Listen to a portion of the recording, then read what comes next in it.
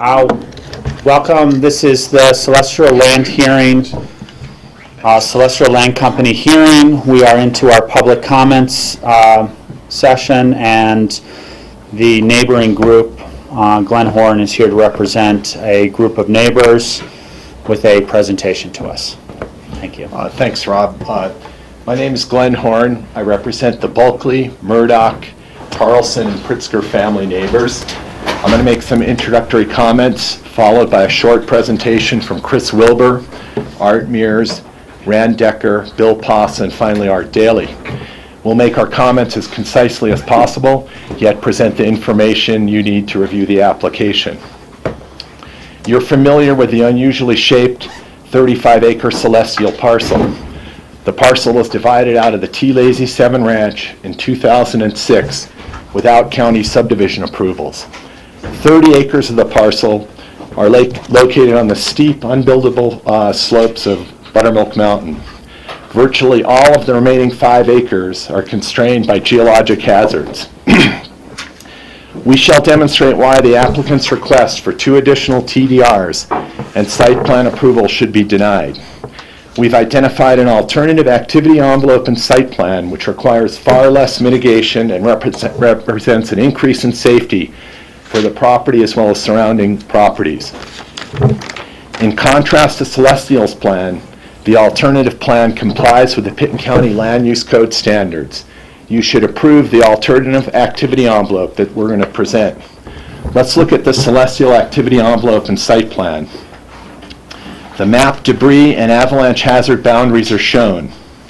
The yellow line depicts the limits of the 100-year debris flood with a 45% concentration of solids as mapped by the applicant's engineer. This is the most dangerous debris flood hazard area on the site. Virtually the entire Celestial house is within this area. The green line depicts the 100-year debris flood with a 20% concentration, a far less dangerous area. Now let's look at avalanche. The mapped red and blue zones were agreed upon by you at the appeal hearing last fall. Celestial's proposed house is located at the fringe of the red zone within the upper portion of the blue zone, the most dangerous portion of the blue zone. Let's look at the Celestial plan and the extent of mitigation which is proposed. The Celestial plan relies upon a heavily engineered hazard mitigation plan which is necessary to build in their preferred location. A deflection berm wall trough runs perpendicular to the scenic Maroon Creek corridor. The perpendicular alignment makes it more visible from the road. The berm, shown in yellow, is located above the house. It's 60 feet long, 8 to 16 feet tall, and 60 to 80 feet wide. Just like the previously proposed avalanche mounds, the berm can't be developed because it encroaches on an unbuildable constrained area, slopes in excess of 40%. If the deflection berm can't be developed, the house could be hit by an avalanche or a debris flow. On your site visit, we stopped to talk next to a tree where the 16-foot tall berm joins the avalanche mitigation wall, which is shown in purple. The 14-foot high avalanche mitigation wall is 180 feet long. The debris and avalanche trough and basin are shown in blue. The trough is 125 feet long, 25 feet deep, 80 feet wide across the top and 20 feet wide across the bottom. The trough is located in the backyard of the house. A trough adjacent to the red zone is an attractive but dangerous place for kids to sled, toboggan, or play in the deep snow. A significant stabilized 1-to-1 slopes are proposed east of the house and on the sides of the trough and the deflection berm. A 1-to-1 slope is a 45-degree slope. Ozone, the steepest slope in Highland Bowl, is only a 43-degree slope. Celestial's proposed mitigation plan and associated site disturbance is not appropriate for a steeply sloping, heavily wooded residential property in the scenic Maroon Creek corridor. Now I want to address your direction to Celestial when you considered the application in the 2011 appeal. Jim True denied Celestial's request to be designated as a TDR receiver site because it did not comply with the Land Use Code special review standards. Celestial appealed True's decision. You denied Celestial's appeal and upheld True's denial to utilize TDRs. True's decision regarding TDRs and your confirmation of his decision were made without any knowledge whatsoever of the severe avalanche danger impacting the site. Now you know about the severe avalanche danger. You found that Tom Smith had a conflict of interest when he approved Celestial's TDR request. His finding was contrary to True's TDR decision, which you upheld in the 2011 appeal. Your 2011 decision to deny the use of the TDRs on the Celestial site makes even more sense today based upon your understanding of the avalanche hazard affecting the site. Now let's discuss the 2011 activity envelope and site plan. You upheld the neighbor's appeal of True's activity envelope decision and remanded the case to the hearing officer. You directed the hearing officer and Celestial to do the following. Develop additional facts to determine whether or not a better alternative location for development on the property is present, which represents an increase in safety for the Celestial property as well as surrounding properties. Based upon your clear direction and the identification of the avalanche danger, what did Celestial do? They moved the house only 25 feet to the north and proposed an elaborate mitigation plan which currently does not comply with the code. In contrast with the applicant, we have explored the site to find a safer location. We have analyzed the property and are proposing an activity envelope and site plan which complies with your clear direction. Let's look at the activity envelope and site plan. The plan is designed to accommodate an 8,250 square foot house and driveway located on the safest place on the constrained site. Septic systems and geothermal systems are accommodated within the activity envelope. The alternative house is located beyond the boundaries of the 100-year debris flow event 45% concentration, as shown in yellow, at the fringe of the avalanche blue zone. The alternative plan relies on good site planning and hazard avoidance rather than non-compliant site planning and a complex hazard mitigation plan. Let's look at the alternative activity envelope and site plan debris flow mitigation plan. The debris flow mitigation swale is 5 feet deep, 10 feet wide at the bottom with 2-to-1 side slopes. A 2-to-1 side slope is approximately 27 degrees, the same pitch as Fanny Hill at the Snowmass ski area.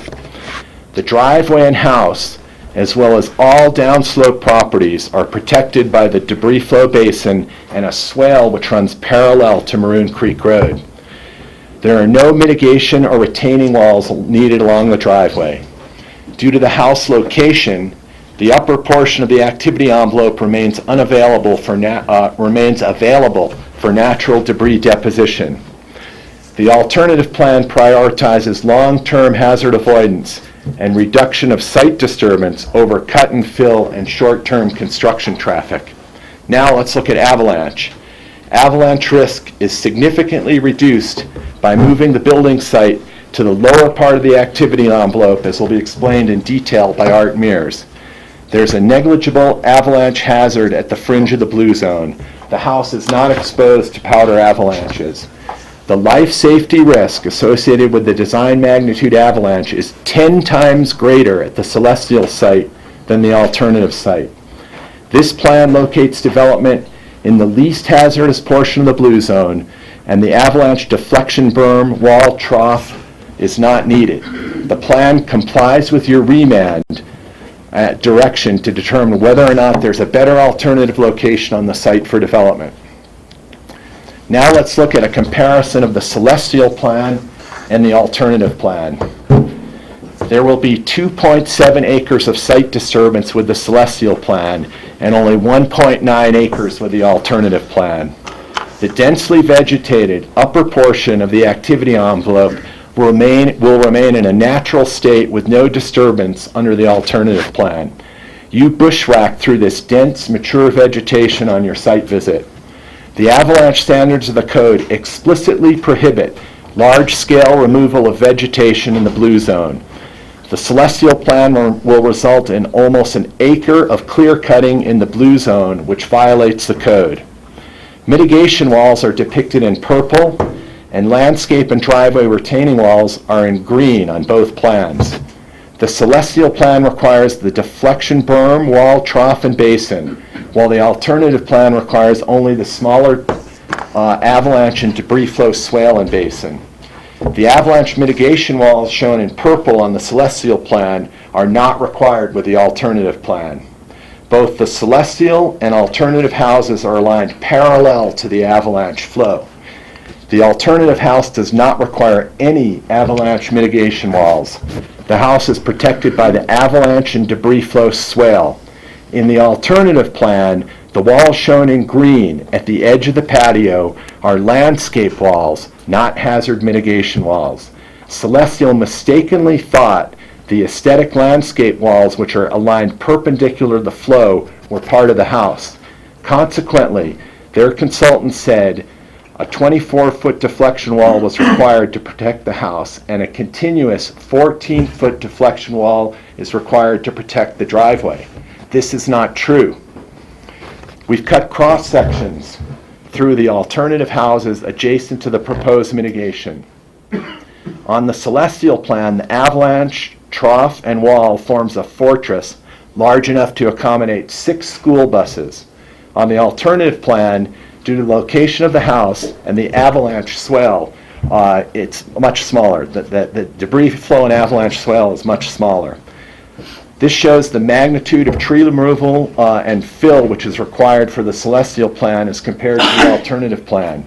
The Celestial plan will denude, overlap grade, and reshape almost an acre more land than the alternative plan. The swale in the alternative plan will be significantly less visible from the road as compared to Celestial's hazard fortifications because the swale runs parallel to the road. The alternative plan is designed to fit the site rather than the Celestial plan, which proposes a complete makeover and drastic alteration of the terrain. The alternative plan proposes the safest activity envelope and site plan for the parcel. 14 of the 18 residential property owners in the valley have expressed support for the alternative activity envelope. Both Celestial's house location and TDR request failed to comply with the code. You should limit development to the alternative activity envelope by approving the alternate activity envelope. With that, I want to introduce Chris Wilbur, who's going to address debris flow issues. Good morning, Mr. Chair, Commissioners. My name is Chris Wilbur. I'm the Principal Engineer at Wilbur Engineering in Durango, Colorado. I have a bachelor's degree in geological engineering from the Colorado School of Mines and a master's in civil engineering from the University of Colorado. I've worked on geologic hazards, including avalanches and debris flows, since 1995. For the last 7 of those 19 years, I've worked closely with Art Mears. I also worked with George Annandale on the debris flow issues at this site. George couldn't attend today.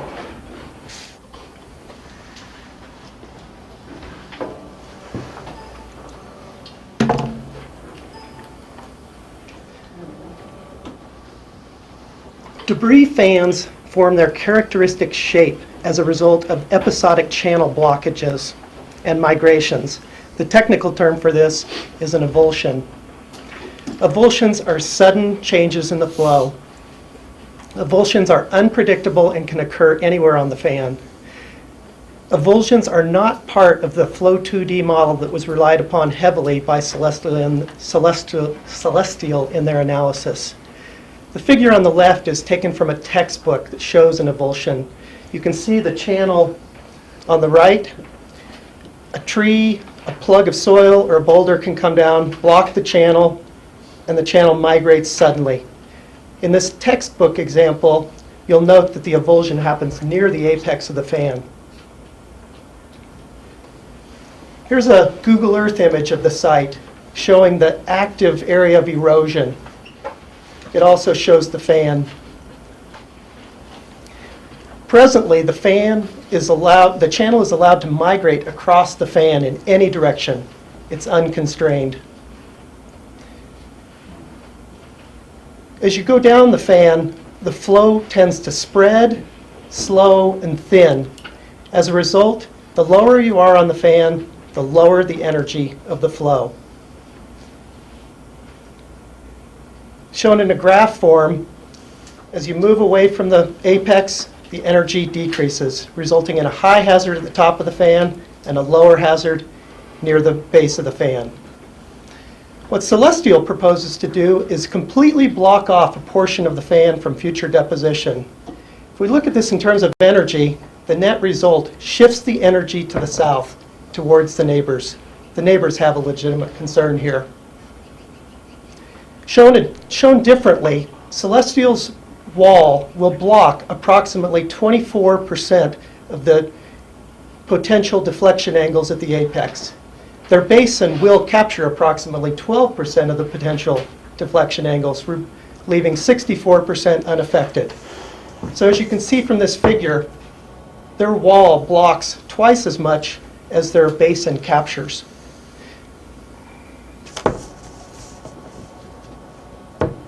So what do we do? The obvious thing is to place the development as far away from the apex as you can. This results in a decrease in the hazard to the neighbors and to the Celestial development. If we look at it in terms of the existing structures and the neighbors on the fan, you can see that Celestial's development will, in fact, increase the protection for house number 1. But if you look at the other houses, the long-term trend will deflect the flows towards the neighbors. House number 2 obviously will suffer the most increase in risk. Likewise, houses number 3, 4, and 5 will experience increases in risk due to Celestial's blockage of a portion of the fan. The alternate plan moves the house lower on the fan where the energy is less, the flow depths are less, and the velocities are less. And rather than blocking the flow entirely, it captures the flow and directs it towards a basin. As a result, house number 1 sees a decrease in risk. Houses 2, 3, 4, and 5 see little or no change in debris flow risk. So to summarize, the alternate site will require less mitigation because it is lower on the fan, there is less energy, slower flows, thinner flows. The mitigation will require less land disturbance. We will preserve the upper fan for natural deposition where the energy is highest. It reduces the hazard for both Celestial and the neighbors. The alternate site debris channel and basin have been designed by Golder to be robust and will provide equal or greater protection to the neighbors. Finally, moving the development to the alternate site would reduce the debris flow risk to a negligible level. At this time, I'd like to introduce my partner, Art Mears. Art Mears has worked on well over 1,000 avalanche paths in his 40-year career, many of them in Pitkin County. He literally wrote the book in the U.S. on land use planning and engineering issues related to avalanches. It was published by the Colorado Geological Survey in 1992. He is currently working on a European technical avalanche handbook due out this fall. Since you're likely to hear conflicting testimonies from the avalanche experts, I think it's really important for you to understand that Art Mears is the preeminent expert in the United States on avalanches and land use planning and engineering issues. Art?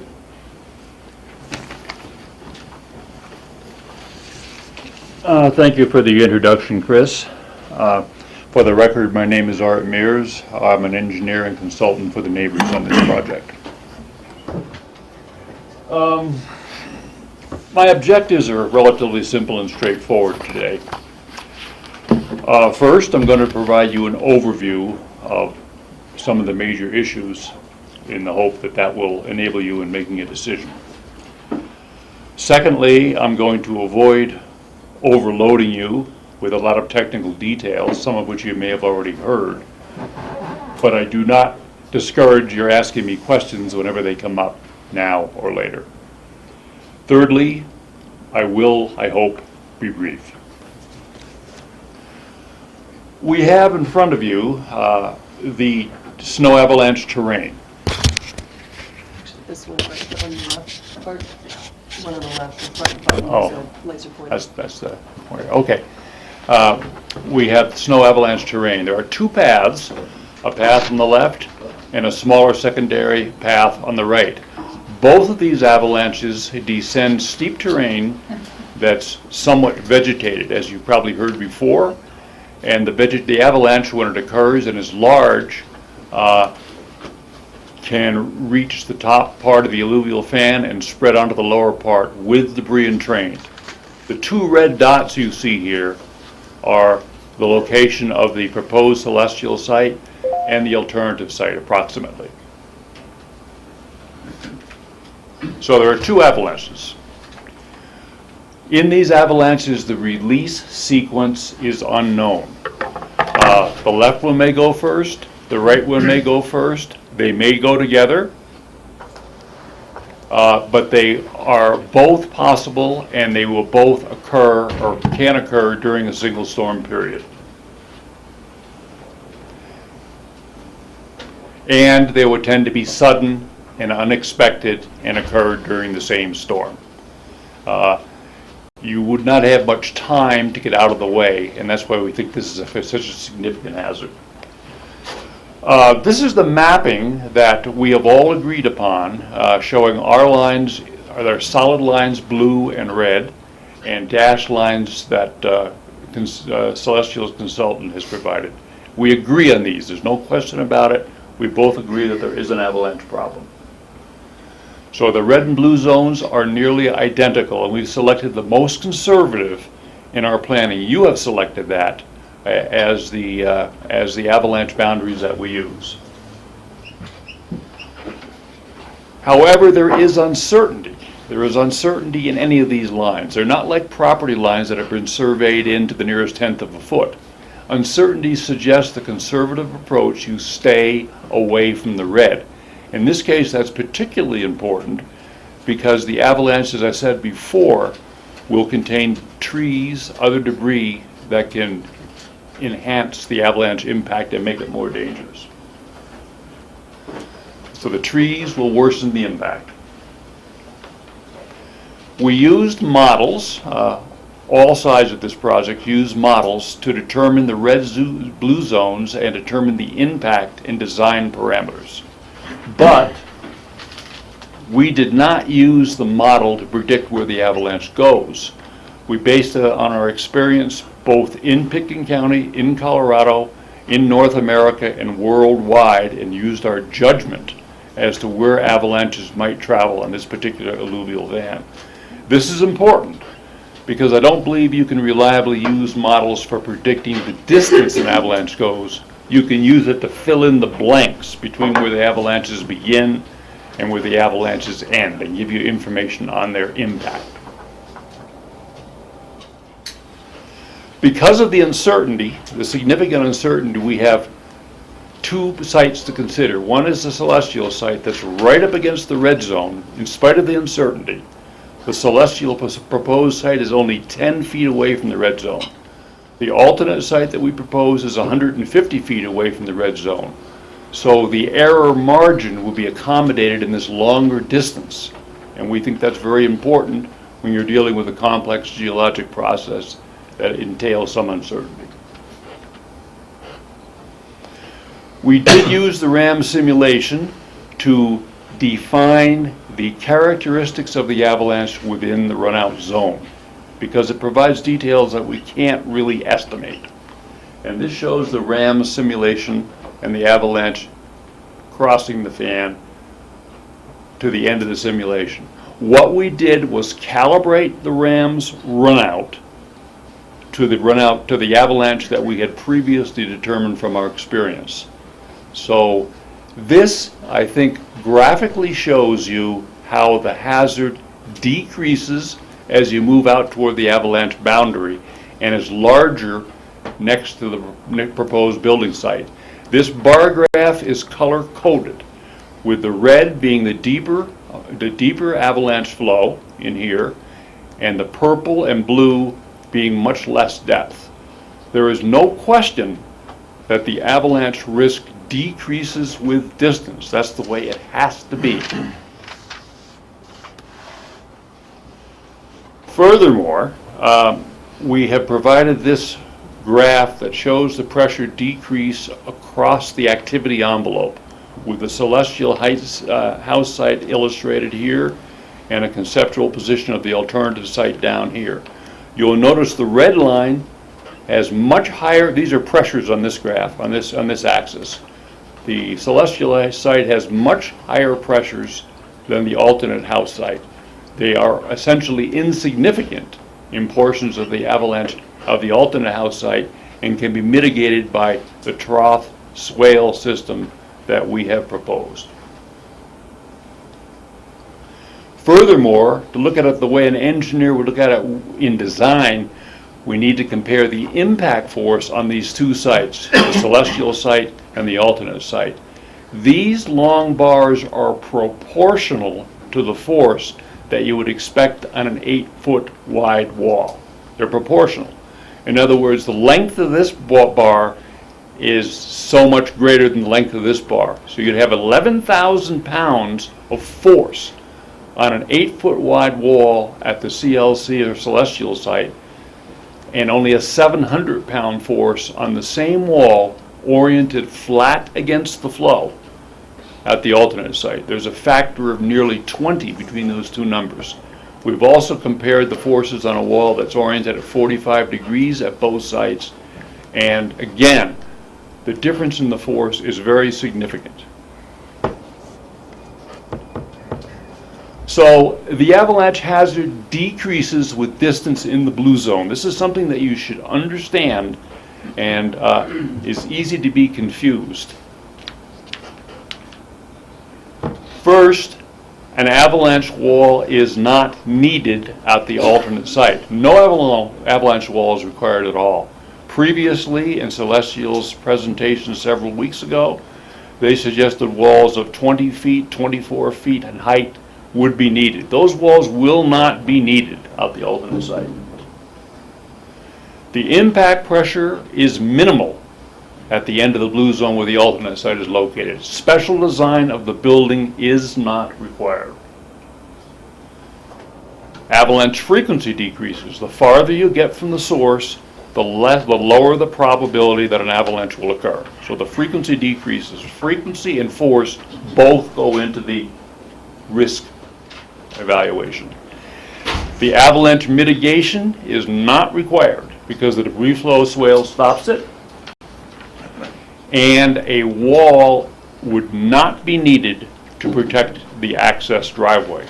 We don't need that 14-foot wall in there. It's not needed. It's protected by the swale.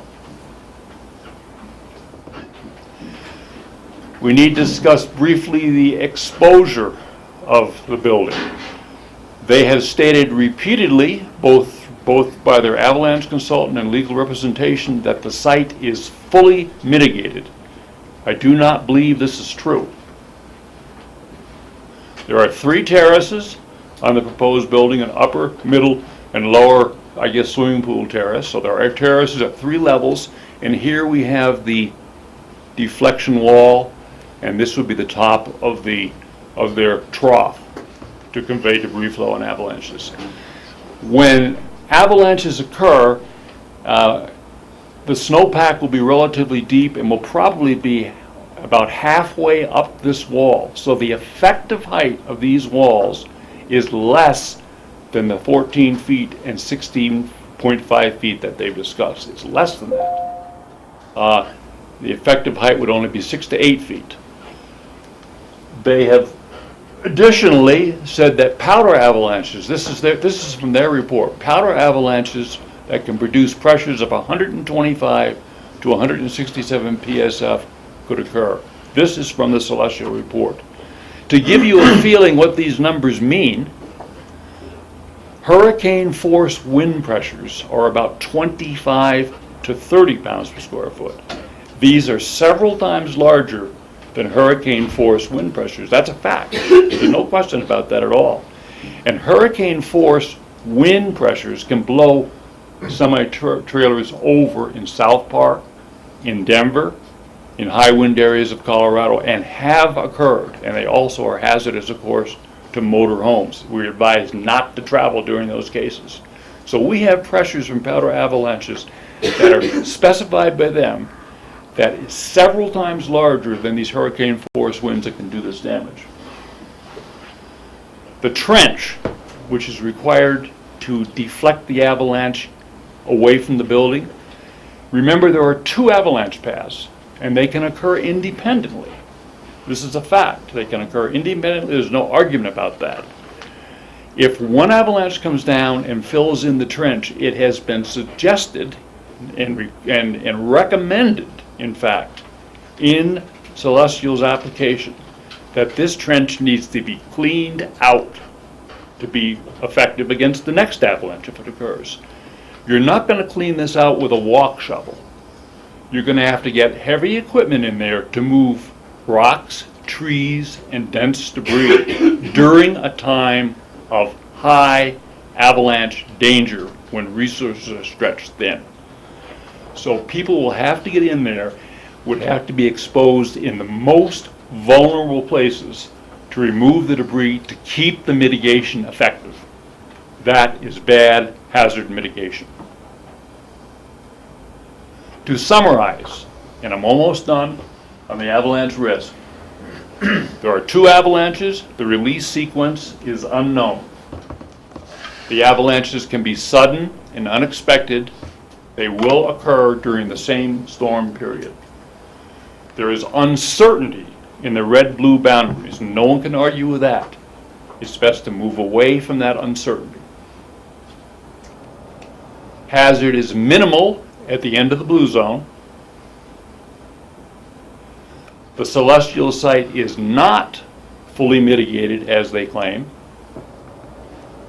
The alternate site has about a 10% Celestial site avalanche of the Celestial site avalanche risk. In other words, it's 10 times higher at the Celestial site, the overall risk, than at the alternative site.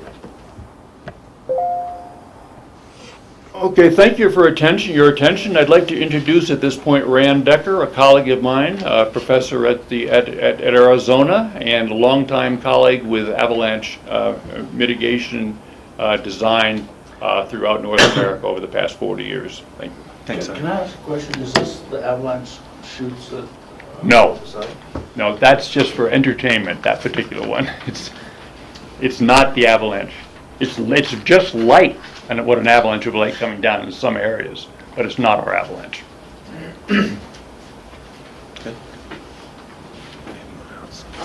Good morning. My name is Rand Decker, and I wanted to thank you for this opportunity to address this meeting of the Pitkin Board of County Commissioners. My background is this. I have 40 years of experience in avalanche hazard management, methodology, and technology. I'm a principal with Interalpine. We're alpine engineers and planners. In addition, I'm on the faculty of civil engineering at Northern Arizona University. I have baccalaureate and doctorate degrees in geological and civil engineering, respectively, and have previously participated in county and municipal hearings where development envelope was subject to avalanche risk. I'm familiar with the work of Art Mears and his partner Chris Wilbur, as well as that of the Celestial's avalanche consultant Andy Gleason, and I have the highest regard for all of them.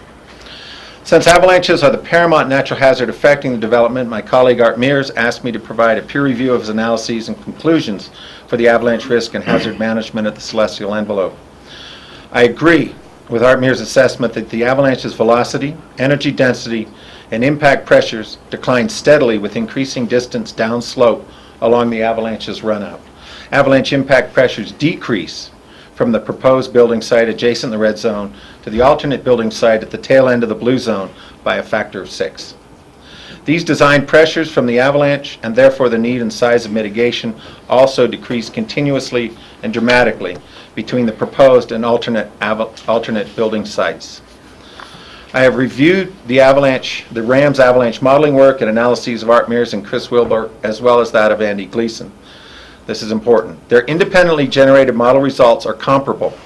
Hence, because of this, you can rely with some confidence on the mapping and demarcation of the red and blue avalanche zones, subject to the understanding that this demarcation is not a fine line but has some inherent uncertainty in it. This avalanche cannot become faster with greater damage potential as it flows from the proposed building site at the edge of the red zone to the lower alternative building site downslope and at the edge of the blue zone. a prudent hazard manager would seek to avoid the higher avalanche hazard portion of a given development envelope in favor of building sites where the avalanche is less vigorous and less dangerous. To choose a building site that has a higher avalanche hazard risk over an alternate site in the same development envelope is not conservative risk management, especially for a continuously occupied residential dwelling. Nevertheless, Celestial continues to request a proposed building site that fails to avoid the larger avalanche hazard and subsequently suggests that this hazard can be addressed with extensive engineered mitigation facilities, structural design, and important to this proceedings, procedures for the occupants. That mitigation would be chosen over avoidance is a flawed hazard management paradigm, and their mitigation plan and procedures are incomplete. First, simply because the structure has been designed to withstand an avalanche at the proposed site doesn't mean occupants will be safe on the outdoor spaces during that avalanche. Secondly, any set of avalanche hazard management procedures at the proposed building site that requires personnel to remove avalanche debris from a basin to make room for debris from the next avalanche is totally unacceptable. The storm and avalanche conditions that have led to avalanching in a full debris basin in the first place will still be ongoing. To have personnel and equipment in the avalanche debris basin during this time defeats the most fundamental avalanche hazard management premise of life before property. Organizations such as highway departments and ski patrols that regularly deal with avalanche hazards are equipped and have well-documented procedures that minimize human exposure to the avalanche risk. Risk management in this vein is appropriate. It is not appropriate for a continuously occupied residence where the developing and first owner and subsequent owners and their families and guests may have little, if any, understanding of the avalanche risk at hand. The alternative building site does not require avalanche hazard mitigation walls or trough for the residence or driveway. Any residual risk at the alternative site and its driveway is successfully addressed by the debris flow swale and basin already suggested for the alternative building site. There is an alternative building site available to you and Celestial in the development area which will result in significantly reduced avalanche risk and damage potential relative to those at the proposed building site. To allow development of a continuously occupied residence at the edge of the red zone to house family and guests for generations well beyond the original owner developer, where many potentially will have little or no knowledge of avalanches and their risks, is imprudent and not recommended. Thank you for your attention.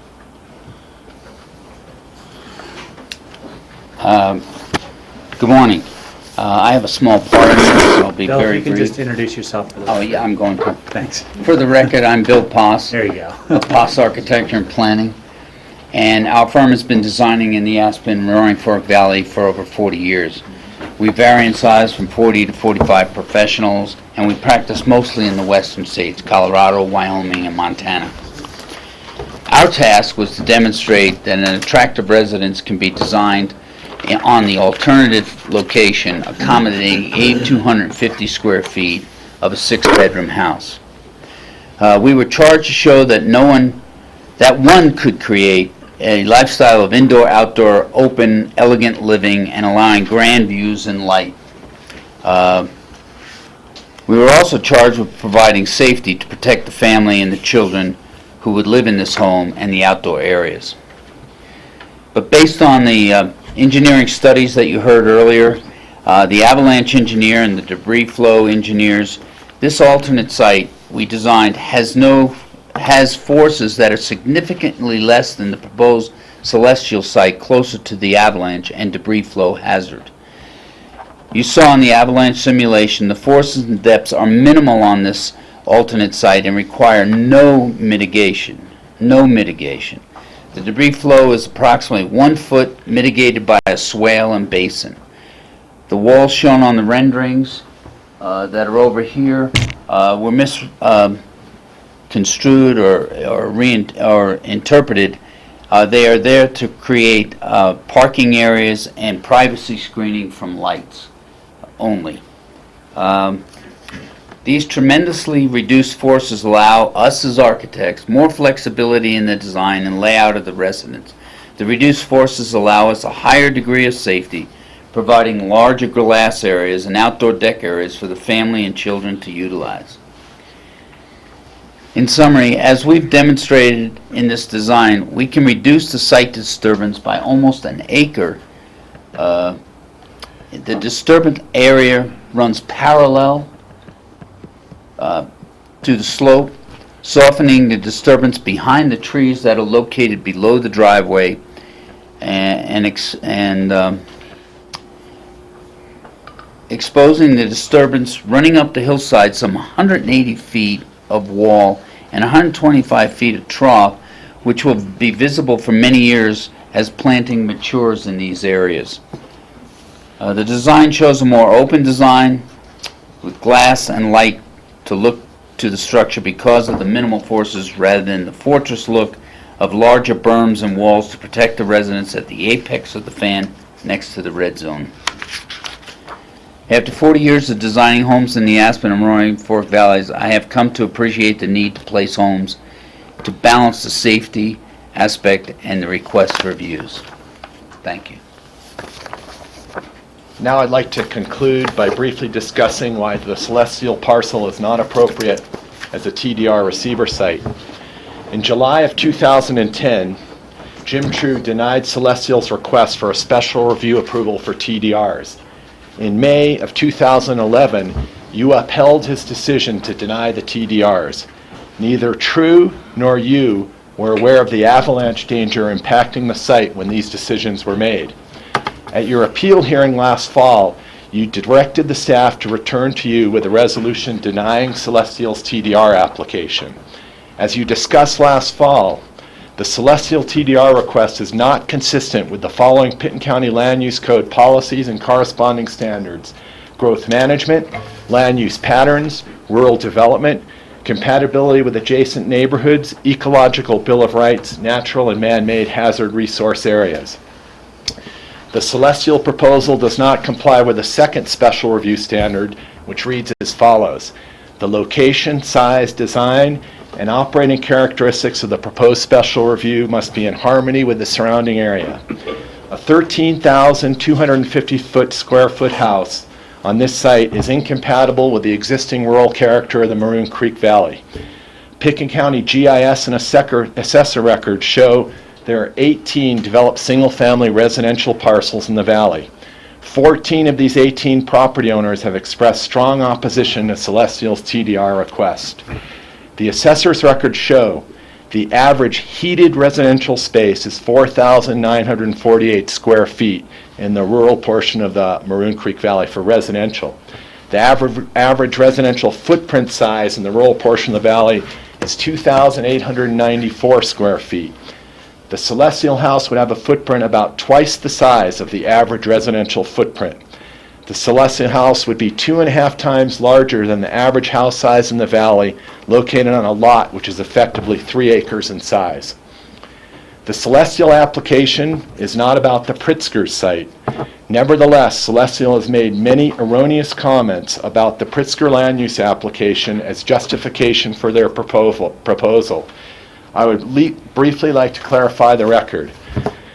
The Pritzker house in CDU is comprised of 12,907 square feet of heated space, and the footprint of the two structures contains 10,650 square feet.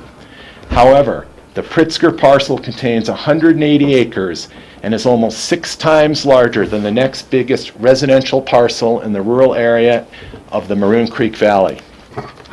This is a sheet from the 2006 application for the Pritzker property, which depicts the red and blue avalanche zones, which were mapped by Art Mears for the property in 2002.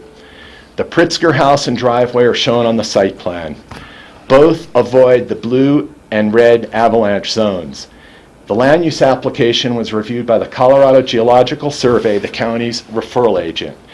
The July 2006 CGS approval letter indicates the proposed building envelopes are outside of the blue avalanche hazard zone of the avalanche path as described in the Mears report. Any buildings within the accessory building envelope 3 should be located as far from the avalanche path as possible. This is what's stated in that letter. The 2006 CGS approval letter was authored by Andy Gleason, who worked for the state and is now Celestial's avalanche mitigation expert. This was the CGS recommendation in 2006. It's consistent with the current recommendation for the Celestial site. CGS says today, CGS continues to strongly recommend avoidance of hazards to the extent possible.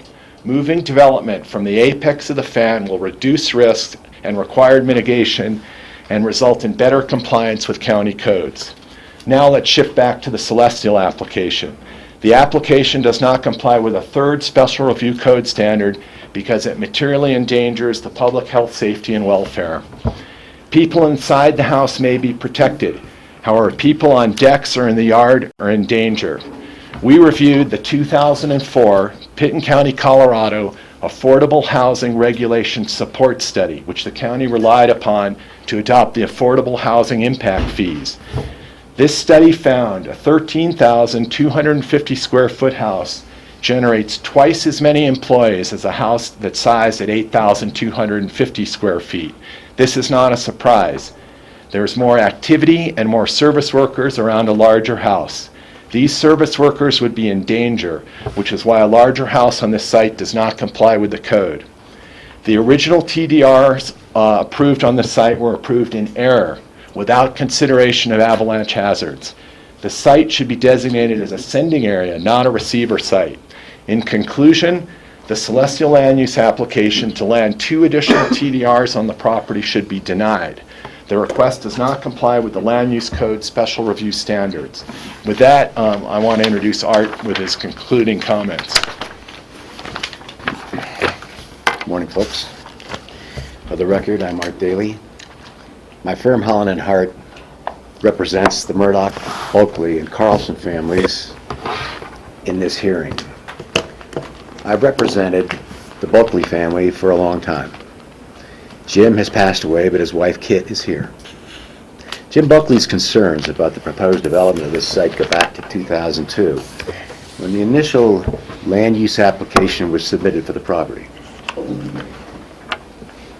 Jim wasn't the NIMBY type, but he'd lived in the neighborhood for over 40 years. He understood the land and the natural hazards that affected it, and he strongly believed that the proposed development of the Celestial site would create serious risks for both the landowner and the neighboring properties. He wrote letters to the county setting forth his concerns during the original land use reviews, but those reviews were conducted under an earlier version of the Land Use Code. In those days, critical site plan issues were deferred to building permit review and were not properly addressed in the public land use review process. While basic land use approvals were granted for the site in 2002 and again in 2006, fortunately for the neighbors, both sets of vested rights were allowed to expire. And Celestial's present application is being considered under the post-2006 code, which requires a comprehensive public site plan and mitigation review. Most importantly, the current review process must take into account the significant avalanche risks that affect the Celestial site, risks that were not even considered in 2002 or 2006, an omission that throws into serious question the validity of the building site and TDR approvals granted at that time. Before we move into the critical site planning issues, please allow me to clear up any misunderstandings that Stan Clausen may have attempted to create at the May 28 hearing, when he made the following statement. I've never seen a project quite like this, where an influential and wealthy neighbor has chosen to disingenuously posit safety as an issue, as what is really at stake is not to have another house in their view. And that is what this is really all about. Nothing could be further from the truth. The neighbor's opposition has nothing to do with the Pritzker's view. In fact, it was Jim Bulkley himself who sought the Pritzker's support for the neighbor's concerns, as it's these neighbors who are most adversely impacted by the proposed Celestial development. Glenn has analyzed the reasons why the Celestial site fails to meet the code special review standards as a TDI receiver site, and why the board should continue to deny adding TDRs to this property. I'd like to conclude by briefly summarizing what we've learned about the snow avalanche and debris flow hazards that are present on Celestial's property. Let's look first at the avalanche issue. What's the Pitt County Code say? If no land area is available for development outside the avalanche blue zone, then the very first code mitigation standard, 50A3, specifically and unequivocally requires that development be restricted to the least hazardous portion of the blue zone. The purpose of this code requirement is patently clear: to avoid the avalanche hazard to the maximum extent possible. I'd like to make a quick point here. Celestial has argued that the debris flow hazard is somehow more significant than avalanches because it affects neighboring properties, thereby allowing mitigated development to occur anywhere in the blue zone. That's not what our code says, and the argument is completely unsustainable. Mears and Wilbur have emphasized that the avalanche threat is the most critical life safety constraint impacting the site, and the code clearly requires that the avalanche risk guide the site planning process. In their April 21 report, Mears and Wilbur analyzed the relative hazards and risks for both potential building sites and concluded that the avalanche destructive potential is significantly greater, higher in the blue zone where Celestial wants to build. Quoting from the executive summary, "In our professional opinion, the life safety risk for avalanches is at least an order of magnitude 10 times higher at the proposed Celestial building site than at the alternate building site." They go on to say that the risk to human safety from destructive snow avalanches and the level of required mitigation and maintenance can be reduced to a minimal level by moving a development as far as possible from the apex of the fan to the alternate building site, which is shown to have negligible avalanche hazard. Randecker has confirmed the importance of locating the development at the fringe of the blue zone. We simply can't ignore this comparative analysis. There's also one other building site risk comparison that I need to mention here. The Mears and Wilbur report examines the avalanche risk matrix used by the Canadian Avalanche Association. While that matrix is not used in our county, the Canadians know a lot about avalanches. And according to Mears and Wilbur, their matrix better illustrates the variations in risk between the Celestial and alternate sites. Quoting from their report, "If these sites were reviewed using Canadian standards, the differences in land use restrictions between the two sites would be extreme. No occupied structures would be permitted at the Celestial site, while residential development would be permitted with only minor mitigation at the alternate site." Simply stated, Mears, Wilbur, and Randecker conclude that the overall risks to both humans and property are dramatically lower at the alternate site, and that the size and scale of required mitigation will be significantly lower as well. Let's recall that following the appeal hearing in 2011, this board remanded the Celestial application to the hearing officer, Jim True, to determine whether or not a safer development site exists on the property. From an avalanche perspective, we now know the answer to that question. In the opinion of Mears and Wilbur, from a life safety perspective, the alternate site is many times safer. In our view, the code mitigation standard that I quoted above absolutely requires that this home be built on the alternative site, which is without question the least hazardous portion of the property. Now let's look quickly at the debris flow alluvial fan issue. All experts appear to agree that the Celestial property is impacted by debris flow events on a somewhat regular basis. That's why there's such a large alluvial fan on the property. The debris flows have been dispersed across the fan and have migrated over time back and forth across the fan area, resulting in only minor impacts to the neighbors. A wide and unimpeded alluvial fan is obviously essential to the safe and effective dispersal of these debris flows.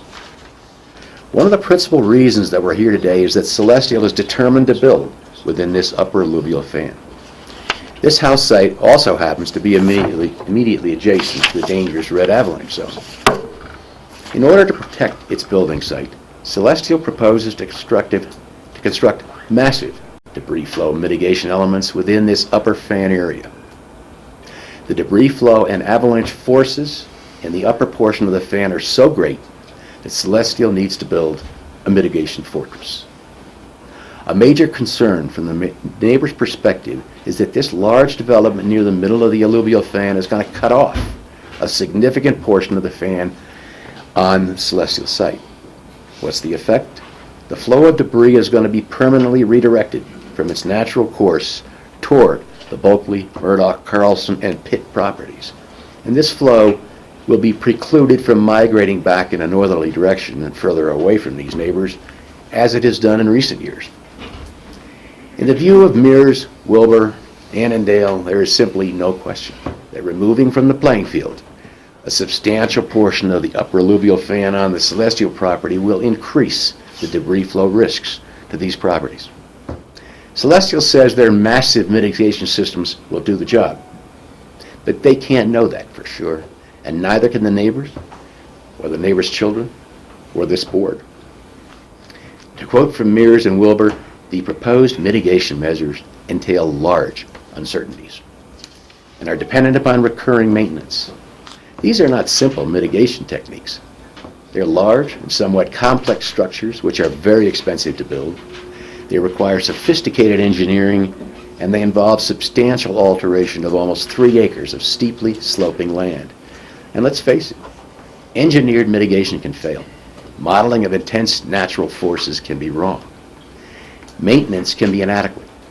In other words, there's a lot of room for human error, and I don't think this county can in good conscience place these risks on innocent neighbors. Finally, quite a few of the undeveloped parcels in Pitkin County are impacted by significant geologic hazards similar to those found on Celestial site. This county has never approved development solely because a professional engineer has stamped the plans and the property owner has the wealth to construct the mitigation.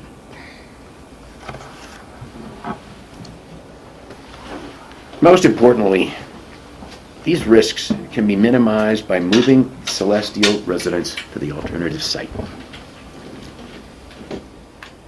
Both the land use code and basic common sense require that geologic hazards be avoided where possible and that development be sited in the least hazardous and safest portion of the property. Quite simply, that means locating this residence as far as possible from the apex of the alluvial fan and from the source of both avalanche and debris flow hazards. The alternative site is that location. The neighbors want to encourage this board to endorse that site for the proposed Celestial development. Let me conclude my comments on these hazards by reminding all of us of the clear position taken on this matter by the Colorado Geologic Survey in its letter to the county December 11, 2012. CGS continues to strongly recommend avoidance of hazards to the extent possible. Moving development from the apex of the fan will reduce risks and required mitigation and result in better compliance with county codes regarding avoidance of environmental hazards and minimizing impacts on surrounding properties and maximizing compliance with applicable codes. This is why we're here. This is what the neighbors are asking you to do. Move the development to the alternate site, which is clearly the safest location on this property. Thanks very much for your time today. Glenn's going to leave each of you with a packet of materials containing our graphics and our code citations.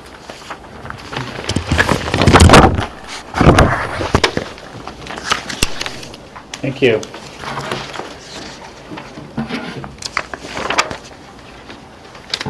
Again, this is the public comment section of our public hearing.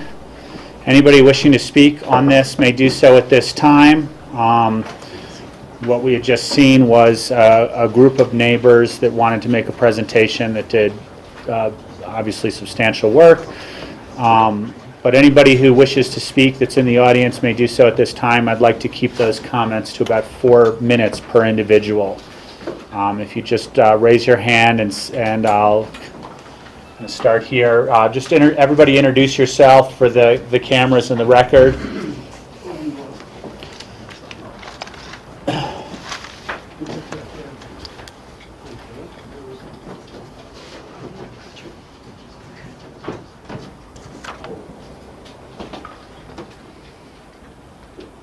Just have to hold this. We lost the warrants there. For the record, I'm Alan Richmond. I'm here representing a group of 13 Maroon Creek neighbors who feel it's really important that their position be known to you regarding this application. You may recall that I spoke on behalf of these neighbors at the public hearing on the appeal back in November. The neighbors that I'm representing today are shown on the GIS map that I have brought here, and I will walk you through that. It would be better if it were not upside down. So first is Miss Pauline Pitt. Her name has been mentioned any number of times. This is the Celestial site, and she is one of the neighbors directly below the Celestial site. She purchased her house in 2013, so she purchased after the other group had formed, and so was not part of the group with Carlson and Murdoch and Bulkley, but she is equally impacted being below the Celestial site. The second group is the Maroon Creek Ranch Homeowners Association. That's the orange area here. The Maroon Creek Ranch HOA is comprised of 8 lots. They're located to the east of the subject property. Several of these homeowners have submitted letters to you, and several of them are here today. Third is Marcella Larson and the Larson family. Their properties are in yellow there, across from the Aspen Highlands area. They live at 1959, 1965, 1967, and 1969 Maroon Creek Road. As you know, Marcella was a longtime member of the County P&Z. She's been involved in land use issues for many years, including being a member of the Maroon Creek Caucus. She has submitted a letter to you, and because she couldn't be here today, she has Blanca O'Leary, who's going to want to speak to you as part of this public comment section.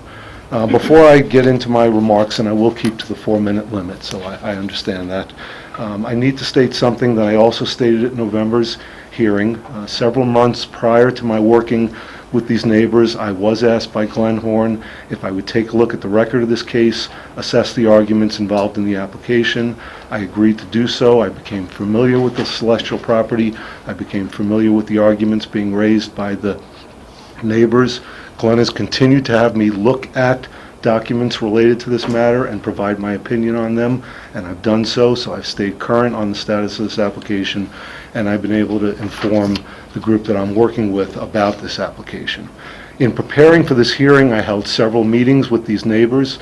Pauline Pitt, who could not be here today, wanted me to speak to you about the one issue that affects her most directly. There are 4 or 5 other neighbors who are in the room today who want to speak to you directly. So I will talk for just a minute or two, and then we'll turn it over to each of those folks who are in attendance today who would like to have their 4 minutes to speak with you. So the issue that I'm going to speak to is the avoidance versus mitigation question, which you've heard a lot about during the hearing. We'd just like to reiterate 3 quick points for you. Number 1, as you've heard, the Land Use Code and years of county practice promote the policy that avoidance of natural hazards is the first priority for any land use application. Mitigation of hazards is not the preferred approach and is only permitted when avoidance is not possible. Approval of this application would reverse a policy that we think has served the county quite well for many years. You'd be allowing development to occur at the top, towards the top of the fan, where the hazard is most pronounced, as Mears and Wilbur demonstrated to you, rather than lower on the fan, where the severity of the hazard is reduced. We urge you not to do that, and we urge you to follow the time-tested policy of requiring avoidance to the maximum extent that's feasible. Second point, that we sort of step back and look at this entire dispute, and we see that each side has offered expert testimony in this matter. The experts differ on the extent of the hazard and the effectiveness of the proposed mitigation. We believe that when you have to choose between dueling experts on what is clearly a serious life safety issue, we think it makes the most sense to be conservative. Choose the least dangerous site, choose the site that requires the lesser degree of engineered mitigation.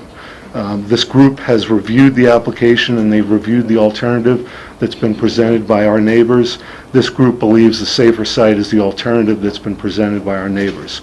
2 avalanche experts, both Mears and Decker, agree with this conclusion. We believe it simply makes common sense that the safest site would be the furthest away from the source of the hazard. The third thing, 3 of the neighbors who have expressed concerns about this project, Ms. Pitt, who is my client, and the Bulkley family and the Murdoch family, live directly below the area where debris flows will be directed by the proposed wall. As Art Daly has suggested to you, all three of these neighbors are particularly concerned about their safety because the proposed wall will direct these flows towards their properties.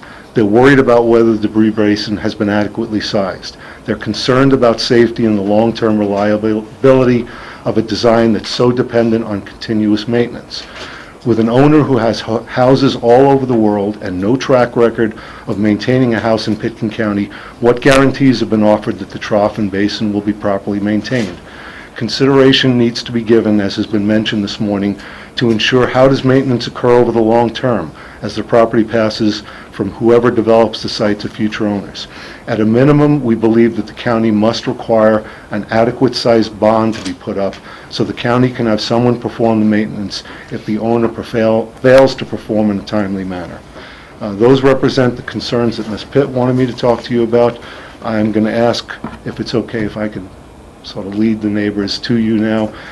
George Benitez would like to speak next, and then we have Mike Waters here, Donna Ward, and Barbara Conviser, and also Blanca O'Leary, all of whom would like to speak as members of the public. Sure. Thank you.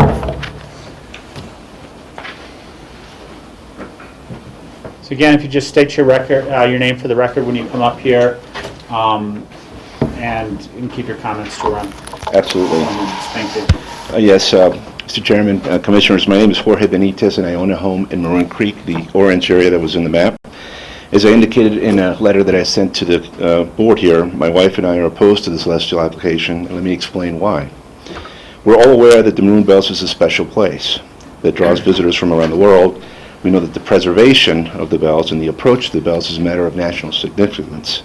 And in fact, this is partially why we chose to live here, why we purchased a home here. But we feel that the size and the scale of the proposed residence on a steep hillside, associated clear cutting of native forest of almost 3 acres on the site, and the highly engineered mitigation structures that you have heard about today that are proposed are really completely out of character for this valley and will create a visible scar to the gateway that is our scenic treasure. The applicant's visual simulations appear to be pasted on the existing forest canopy and don't take into account the fact that almost 3 acres of tree removal will occur. Therefore, we believe the visual impacts will be much more significant than the applicant claims. We've reviewed the alternative site plan presented by our neighbors, and we believe it's much more in character with our neighborhood because it would involve the disturbance of less than 2 acres instead of the proposed 3 acres. And it's really been designed to better complement the site and make it a much safer site. So we appreciate the opportunity to be heard, and I'll now turn the mic over to my neighbor, Mike Waters.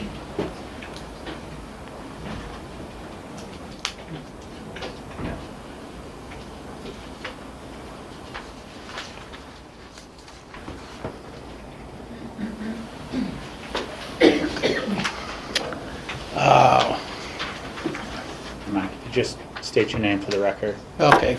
Michael Waters. My wife and I are homeowners in Maroon Creek Ranch, and I'm also the president of the HOA for Maroon Creek Ranch. We all know that the rural portion of Maroon Creek Road leading to the Maroon Bells is a very special place. It is the gateway to the Maroon Bells, the most famous of Aspen's landmarks. Due to the efforts of 4 very special women from the Roaring Fork Valley, Congress granted the Maroon Bells, in part, designation as a wilderness area under the Wilderness Act. Without this protection, for the benefit of all people, it most likely would have been exploited by a few to the detriment of many. At the May 28th meeting, Suzanne Wolf, planner, made her presentation, and Rachel Richards asked her a few questions. Rachel asked Suzanne, have there been requests from the neighborhood to institute downzoning by this board to eliminate that potential or create some sort of cap of 8,250 square feet? In fact, our HOA, Maroon Creek Ranch, in 2011 adopted a limit of 5,000 square feet per home. Our HOA agreement was filed with the county, so it has been on record since that time. Our 6 homeowners comprise over 30% of all homeowners in the rural Pitkin County on Maroon Creek Road. During the development of our HOA covenants, we were warned that if we did not have size restrictions, then someone with enough money could put up a long fight and could possibly bully their way through the county planners and county commissioners. All the owners signed the new agreement, even though 2 neighbors own additional vacant lots and 1 neighbor had their house listed for sale.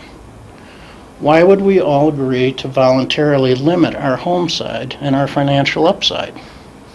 Simply because we get it. We do not want to dishonor the efforts of the 4 Valley women who worked to give us so much. We don't want to encroach on our neighbors' views, their peace and quiet, and the character of our valley. We also recognize that we hold in trust a most valuable common asset of this community, the community's and visitors' enjoyment of this beautiful valley. It was our decision, all 6 of us, not to exploit this trust for our own gain. Also in answer to Rachel Richards' question, we in Maroon Creek Valley have recognized that the Castle Maroon Caucus does not represent our interests and that our valley has significant differences that we need to address on our own. We met with a majority of our valley's residents to gauge interest and by unanimous decision decided to invite all landowners to an informal meeting on July 28, 2014 to discuss the formation of a Maroon Creek caucus to address a variety of planning issues, including the possibility of floor area limitations. We are alarmed and dismayed that a small 3-acre building site with avalanche and debris flow hazards would be considered for the landing of TDRs.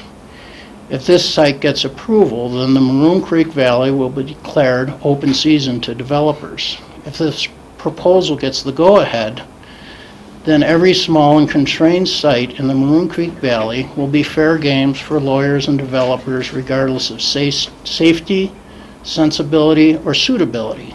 This sets a very bad precedent for the valley and the whole of Pitkin County. The approval of this proposal would set a further precedent that if you have enough money and hire numerous consultants, TDRs can be secured for development anywhere, defeating an essential purpose of the program, which is intended to allow development potential to be moved off of locations that are least suitable for development and to land on sites most suitable for development. Approval would let the genie out of the bottle, and greed will take over. Imagine the Maroon Creek Road right up to the wilderness boundary, lined with 15,000 square foot homes. During Celestial's presentation here last month, constant repetitive references were made to the precedent set by the Pritzker's home. When the Pritzker's home was being planned, they sent out local representatives to review the plans, the view planes, and impacts with all of us in the neighborhood. They solicited objections and suggestions from the neighborhood, and then they modified their designs accordingly. We all felt very good about the process and the fact that most all of their 180 acres in the Maroon Creek Valley were being conserved, and also that they showed respect for the neighbors, our community, and our incredible valley. Celestial's behavior couldn't be more different and sets a very different precedent. The BOCC found in 2011 that this 3-acre site was not an appropriate place to land TDRs. We know now that besides debris flow hazards, it is also subject to avalanche hazards. All of us know of life-taking avalanches occurring almost every year in our Colorado mountains, sometimes even in expertly patrolled and controlled ski areas. Common sense would dictate that buildings should not be placed in an avalanche path. We, the neighbors, need your help in preserving rural Maroon Creek Valley, not just for us today, but for everyone, including future generations. We urge the Board of County Commissioners to deny the Celestial application. Thank you.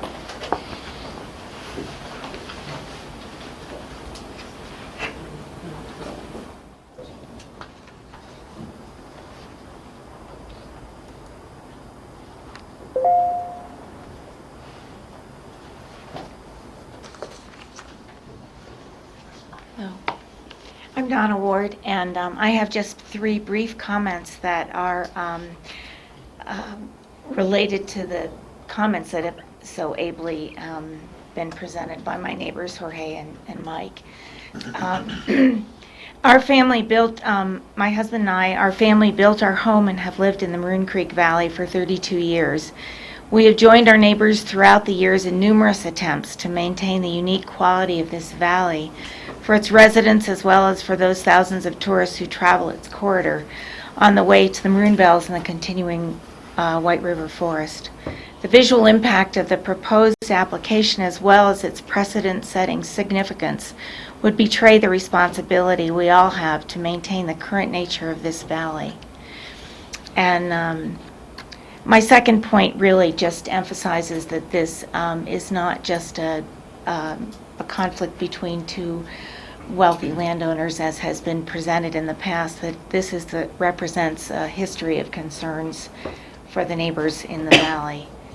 And as Mike noted about the nature of the Pritzker's development and how it reflected the inclusion of the neighbors, I'd like to just add that we appreciate the fact that that development led to the preservation of some land that will never be developed. Thank you.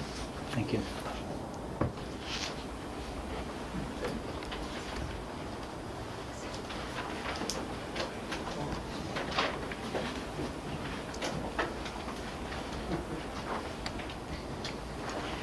I'm Barbara Conviser, and I have lived in that valley for over 44 years now.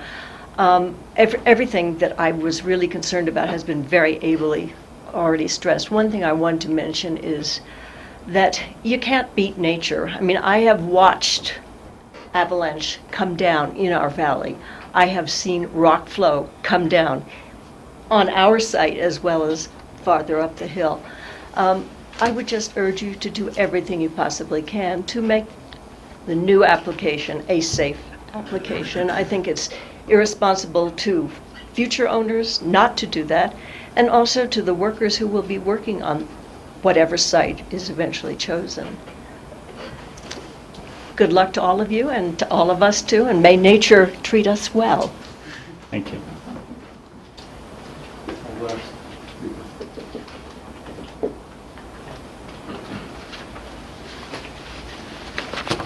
Good morning. I'm Blanca O'Leary, and as Alan had mentioned, I am here to speak for Marcella Larson and her family, the Larson family.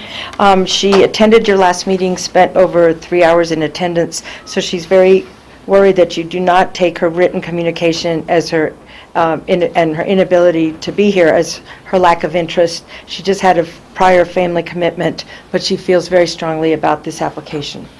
For the Larson family, a 13,250 square foot home located in a hazardous area along the sparsely developed Upper Maroon Creek Valley, that short rural agricultural break between the urban Highlands Village and the gateway to the Maroon Bells, is a game changer. If approved, it will have broad implications not only for their neighborhood, but also for the other rural areas of Pitkin County, and here's why. An approval would create a presumption that a 13,000 plus square foot house is appropriate in the Upper Maroon Creek Valley, where the average house is now actually less than a 500 square foot house. An approval would undermine the historically successful partnership with neighborhood caucuses and instead marginalize members of current inactive caucuses such as the Maroon Creek, Castle Creek caucus as neighbors with a limited voice as to how their distinct communities should and should not develop. The existing development in the Upper Maroon Creek Valley is on average less than 5,000 of livable square feet per lot. Increasing the development on the Celestial lot from an already excessive 8,250 square foot lot to 13,250 is not consistent with the Maroon Castle Creek master plan. It is not compatible with the character of the immediate vicinity and is not in harmony with the surrounding area. A simple analysis of what is built in the Upper Maroon Creek Valley is instructive. An average of less than 5,000 square feet of livable space. The single outlier in the rural area is the 180 lot acre lot created by the Dean family along the T. Lazy 7 Meadow, where there is a 13,000 square foot lot, but one that appears to have been carefully sited to avoid impacts to neighboring properties and does not contain the same avalanche risks as the Celestial lot. While we understand the Celestial's proposed development is adjacent to another 13,000 square foot house, that house is on a lot that is nearly 6 times larger than the Celestial lot, which, if you consider the potential building area, is effectively only 3 acres. The other neighboring properties average less than 500 square feet. So in that light, it is terribly concerning to this small neighborhood of only 18 lots in the rural area of Upper Maroon Creek Road that the presence of a single 13,000 square foot home means to staff that other 13,000 square foot developments will be compatible with the character of the immediate vicinity in harmony with the surrounding area. To approve this application will mean that the other 17 properties will presumptively be able to develop up to 13,250 square feet through the use of TDRs, regardless of lot size, hazard areas, and notwithstanding that their surrounding area averages less than 5,000 square feet. Think of some of the properties along the Maroon Creek Road now, developed with modest homes, and imagine tripling their size along the hollowed gateway to the Maroon Bells. The county has empowered local neighborhoods to plan for their own futures through caucus plans. The idea is that the local residents are better able to tell the BOCC what they want in terms of land uses in their neighborhoods than what a traditional broad-based comprehensive plan would provide. The Maroon Castle Creek Caucus is currently inactive, but concerned members have organized as a de facto caucus to submit their own collective recommendations regarding this application, as any other caucuses have been able to do. The neighbors who have shown up are terribly concerned about this particular application, as well as its broad implications across the Upper Maroon Creek Valley. They should be accorded recognition as a de facto interim Maroon Creek Caucus. Out of the 18 developed residential properties in the rural area of Upper Maroon Creek, 14 of those neighbors, which represent a significant majority, almost 80%, have expressed that the Celestial's application is not how the gateway to the Maroon Bells should be developed. For the Larson family, that means this development is out of context and not compatible with the neighborhood, which is an average of 5,000 square foot per lot. The consideration should be given to the effective lot size and location of the development, particularly given existing hazards and necessary mitigation to develop. The view planes from both Maroon Creek Road and neighboring properties should be considered, and the TDRs should never be used to develop in hazard areas. Thank you, Commissioners, for your public service and your commitment to the advancement of the public interest, health, safety, and the welfare of Pitkin County. We hope you will carefully consider the Larson's family's comments. Thank you. Thank you. Thank you for allowing all of us to speak this morning. Anybody else wishing to make public comment may do so at this time.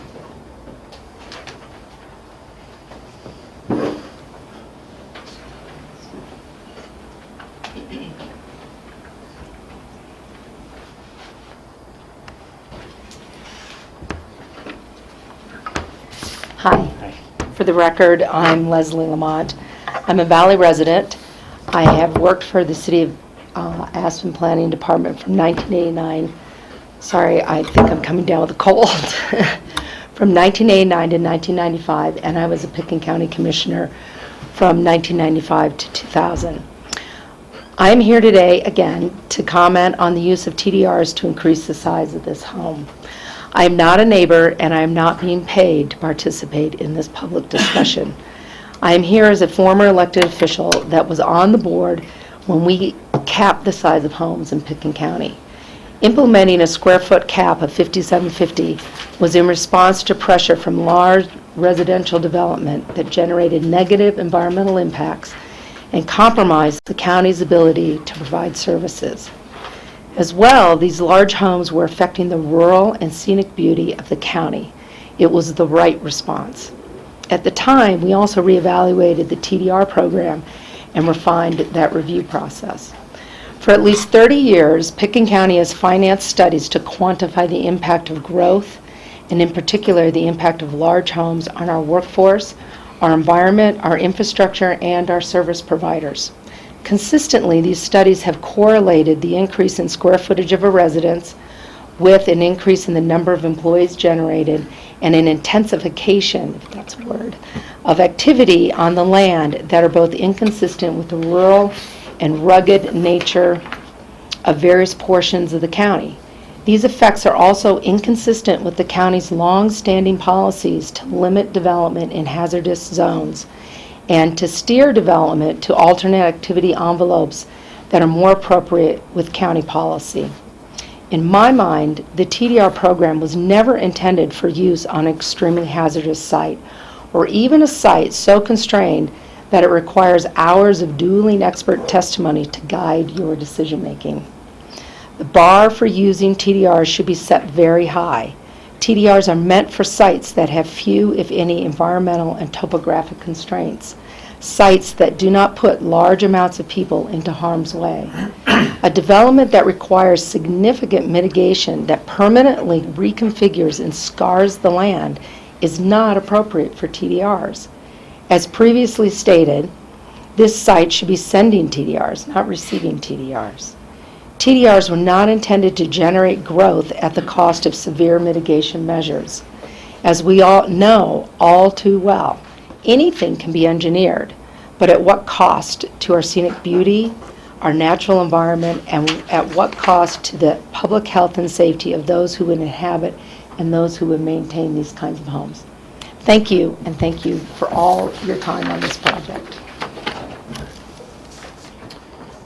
Anybody else wishing to make public comment at this time?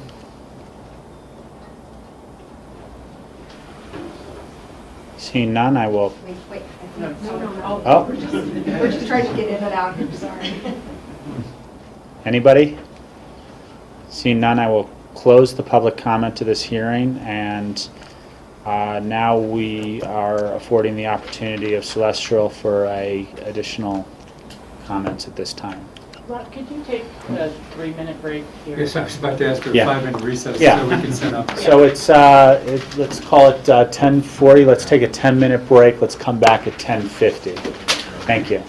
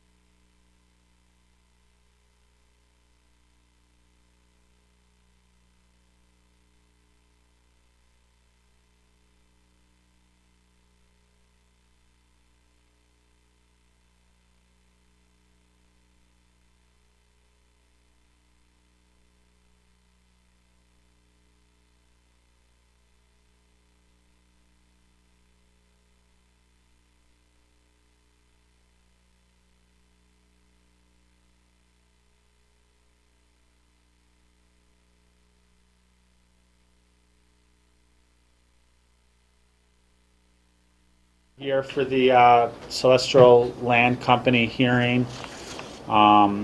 We have had public comment, and we are now going back into a presentation by the Celestial Group. Thank you, Commissioner Ripper. For the record, my name is Stan Clausen, Stan Clausen Associates, representing the applicant. I know this is very difficult for you. It is always difficult to make a decision that possibly could countermand a number of neighbors coming before you with their concerns. However, I think that we need to understand what is operational here, what the basis for this objection is, and how this process has worked from the beginning. Commissioner Owsley asked the avalanche expert if the picture up there of a huge avalanche, in fact, related to the site. And the answer was no, it didn't. It's just an avalanche. And I have to say that that was such an on-point question, because much of what has happened here has been innuendo that has affected neighbors in various ways, innuendo about safety, and more recently innuendo about overdevelopment, suggesting that they will not be safe because of this development, suggesting that their valley will be pillaged because of the precedents set by this development. I would submit to you that both of those things are untrue and have really engaged the neighbors, who are clearly people who are concerned about their area, not only their personal safety, but the development of the Marine Creek Valley, in a way that has gotten everyone worked up, and that has been the mode of operation of this opponent. And I would submit to you that there really is a single opponent. I appreciate Art Daly's bringing up my earlier words, because in fact I continue to believe that that is what is at issue, specifically the view from the Pritzker's house and reduction of value of this property. And to that end, I'm going to supply you with an appraisal. It's a brief appraisal letter, an opinion letter, that was written by a land appraiser, suggesting that if the alternate building envelope were required, the value of the property would be reduced by 25%. And I think that this is clear, and I will pass this out. This is clearly the motivation of some people. Others have been drawn into this by concerns, legitimate concerns about safety,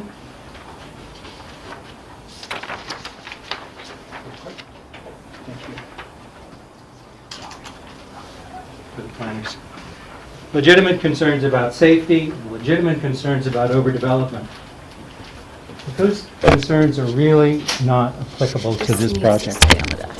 Thank you.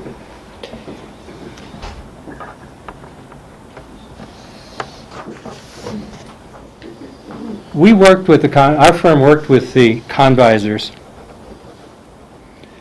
many years ago and the Maroon Creek Ranch to prevent the implementation of a gondola from Aspen Highlands up to Buttermilk. Nothing wrong with the idea of a gondola, but the particular route that they had chosen was one that would really impact the visible nature of the Red Cliffs adjacent to Maroon Creek Ranch and visible to anyone descending on a bicycle or on foot or living in that area. We have tremendous concern for the valley and for its outcomes in terms of what people want to see there.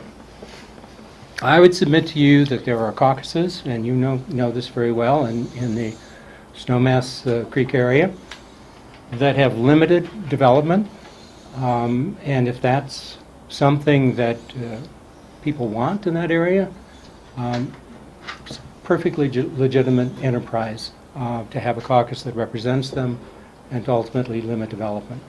But right now, today, the zoning for these properties is AR10. And the size limitation from a zoning standpoint is 15,000 square feet. And the TDRs are to be used and really encouraged in their use because they have supported the rural and remote zoning to achieve that level. Now, we're not asking for 15,000 square feet, but that is the zoning that's operant. And until that's changed, both in master planning activities and statute, there really is no reason to suggest that this particular project sets a precedent from the standpoint of overdevelopment. Similarly, with respect to safety, we've heard that this is a project that requires massive walls. There is a 180-foot debris flow and avalanche protection wall that's involved. At the Pritzkers, and we've heard about the Pritzkers, and I don't want to overemphasize this, but nonetheless, at the Pritzkers, that same wall is 550 feet. 550 feet. And that had much less scrutiny in design. And I'm not talking about avalanche, I'm talking about debris flow. And it's really the debris flow hazard that is of key importance here. With those preliminary statements, let me go on to say one other thing, that from a standpoint of visibility, and I will show some slides to support this, the allegation that this is going to be a visible scar on the landscape for years and years to come is simply not true, and simply not borne out by the Pritzkers development, which redeveloped a much larger area. Incidentally, we put up a story pole at one significant corner of the house at 28 feet, and no portion of the house exceeds the 28-foot height limit. And an architect who was working on a residence in the Maroon Creek Ranch subdivision was asked to see if she could locate the flag that was placed on that story pole. She could not. She could not because it's no portion of that development of our proposed development is visible from that subdivision. So just to recap, what we said before was that there is not a safer site, and that this application meets the code in the three key areas that a decision needs to be made on: avalanche, alluvial fan and debris flow, and architecture and visibility. Staff considered these previous submittals as well as new materials, and staff review determined that the information submitted did not warrant a modification of the hearing officer's determination. You have a staff recommendation for approval. Staff has independently supported the hearing officer determination and incorporated the hearing officer findings in their recommendation. And regarding avalanche, alluvial fan, debris flow hazard, special review for a TDR receiver site, staff has supported the findings made by the hearing officer. Here are some quotations from the staff memorandum. You have it in front of you. The hearing officer found in this case the avalanche hazard is limited to the applicant's property, while the debris flow hazard extends to neighboring properties. We, I think, need to understand that that's true and acknowledge it. So the debris flow hazard is the one that is of primary concern to us from the standpoint of safety, not only for this property, but for adjacent properties. Karen Berry with the Colorado Geological Survey concluded that the proposed development and mitigation is feasible. And staff memorandum says that staff supports the findings made by the hearing officer with regard to avalanche hazard. Here's an ortho photo of avalanche paths at the Celestial site using this RAMS modeling, which is the newer European modeling that has come forward. And by the way, I'm, just for purposes of efficiency, going to be making this presentation, but we have brought you many qualified experts in the past, and we have them here with us to respond to any questions. And this modeling has taken place and shown that the most conservative approach was taken with the most restrictive mapping. You've seen this mapping in terms of red and blue zones. The site is entirely within the blue zone. The alternative site is very much within the blue zone nonetheless. And within the red and blue zones that were originally mapped, here is the mapping under RAMs. The red and blue zones were initially mapped under AVIL 1D, which is a mapping program that is more in use here and an older established program. This being a more newer and I suppose high-tech program actually pulls back some of the areas that were shown under the original mapping. Nonetheless, the blue zone is entirely encompassing the development area and certainly part of the alternate site as well. Celestial development is completely located in the blue zone, and that is permitted by code with appropriate mitigation. And even under the MERS risk assessment, both the alternative site and the CLC site are within the blue zone and subject to approval with mitigation. And there's a difference here is with impact pressure in the MERS risk assessment, but we'll talk about why we believe that not to be true. When you look at avalanche, the CLC proposed wall, 14 feet high, has a calculated avalanche load of 206 pounds per square foot. This is wall A, which is the wall that protects the proposed development. Looking at the site that is the alternative site, we see that it requires a 14-foot wall and has a pressure load of 201 pounds per square feet. So it's effectively the same.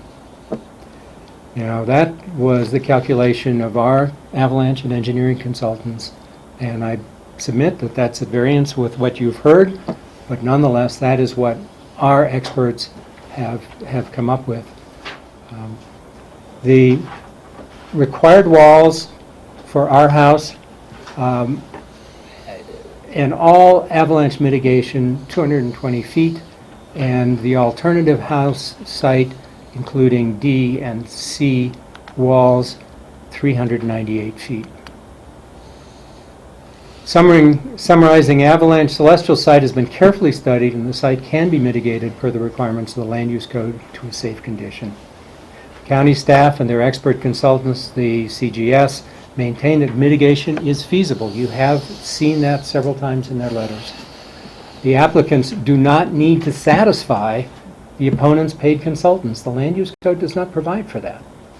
The BOC simply needs to rely on the expert analysis of an engineer licensed in the state of Colorado, and that's what the code says.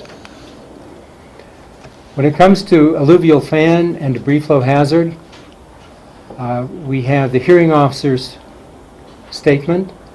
While it may seem to be common sense to locate development as far from the apex of the fan as possible, there is no evidence of any standards for making this determination or any quantification of relative risk and risk reduction away from the proposed site.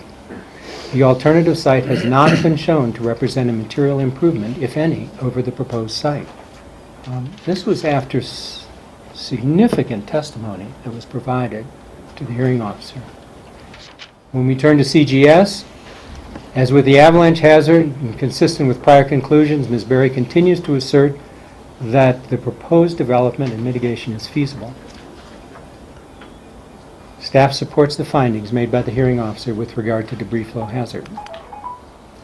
So here you see that the whole site is constrained. You know that. We've talked about that in the past. But unlike avalanche, debris flow affects neighboring properties as well as celestial site. Much work was done to make sure that this went beyond just simple modeling. This is called ground truthing. And test pits were excavated, soils were analyzed, layers were analyzed to ensure that the modeling that was done by Tetra Tech in their original approval, and reviewed by Wright Water engineers, was correct and accurate and represented the best available information that could possibly be brought to bear on this. With respect to the land use code, the code is clear for debris flow hazards on alluvial fans. Development is located and designed in accordance with the site evaluation recommendations of a qualified professional engineer licensed in the state of Colorado, and that is certainly the case. Our engineers are licensed engineers.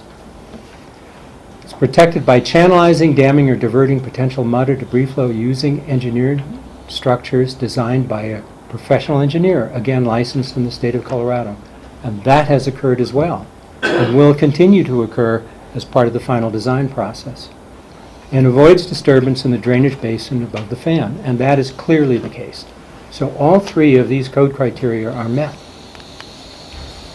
Tetra Tech, with peer review by Wright Water engineers, has performed intensive study, including site investigations and analyses, small and large event analyses, extensive modeling, and so forth, to determine the quantifiable extent of design storm events, including a 100-year event, which is new. And I submit that there aren't other properties that have had a 100-year debris flow event analysis. These studies have evaluated variables including rainfall, runoff, sediment, debris transport for variable concentrations, mud flow depths, velocities, other factors which must be accounted for in any credible study, and no equivalent study has been done by the opponents. The studies performed have been done to a higher standard than required and include a drainage study, normally done at a later stage of development. All this was done so that staff, CGS, and the BOCC can see that factors potentially affecting flows on the property have been accounted for in the mitigation. Looking at the Pritzker residence, the CLC site is less proximate to the apex and less hazardous than what was approved on the neighboring Pritzker site, and there you see the drainages coming right down towards the Pritzker residence. The image above shows very visible rock fall retaining wall that is about 4 feet above ground and 500 feet in length. Other unengineered wall obstructions have created negative consequences for the neighbors. And there is another wall that has been done at a residence nearby. Celestial's mitigation, by contrast, has been designed to avoid impacts to neighbors and improve downfan conditions. Capping that up, all development is located outside the red zone. There's the red zone line. The berms and walls incorporated into the foundation protect the house. The trough and the basin actually protect neighboring properties. All mitigation elements incorporated in the site plan are standard and proven to protect buildings and sites from debris flow events. You saw how this kind of mitigation was used in a variety of contexts, including the music school site, including the hospital in Glenwood Springs. This debris flow basin is sized to capture a larger volume of debris than what is displaced by the building. Celestial's calculations have been correct consistently and have been peer-reviewed and checked using multiple methods. The opponent's calculations of required debris flow basin sizing are in error. And I would submit that this has been a consistent issue in dealing with their calculations. Excess volume in the basin translates to less debris flow on downfan neighbors than currently would exist today if an event occurred. Mitigation is a tangible benefit, and mitigation exceeds standard code requirements.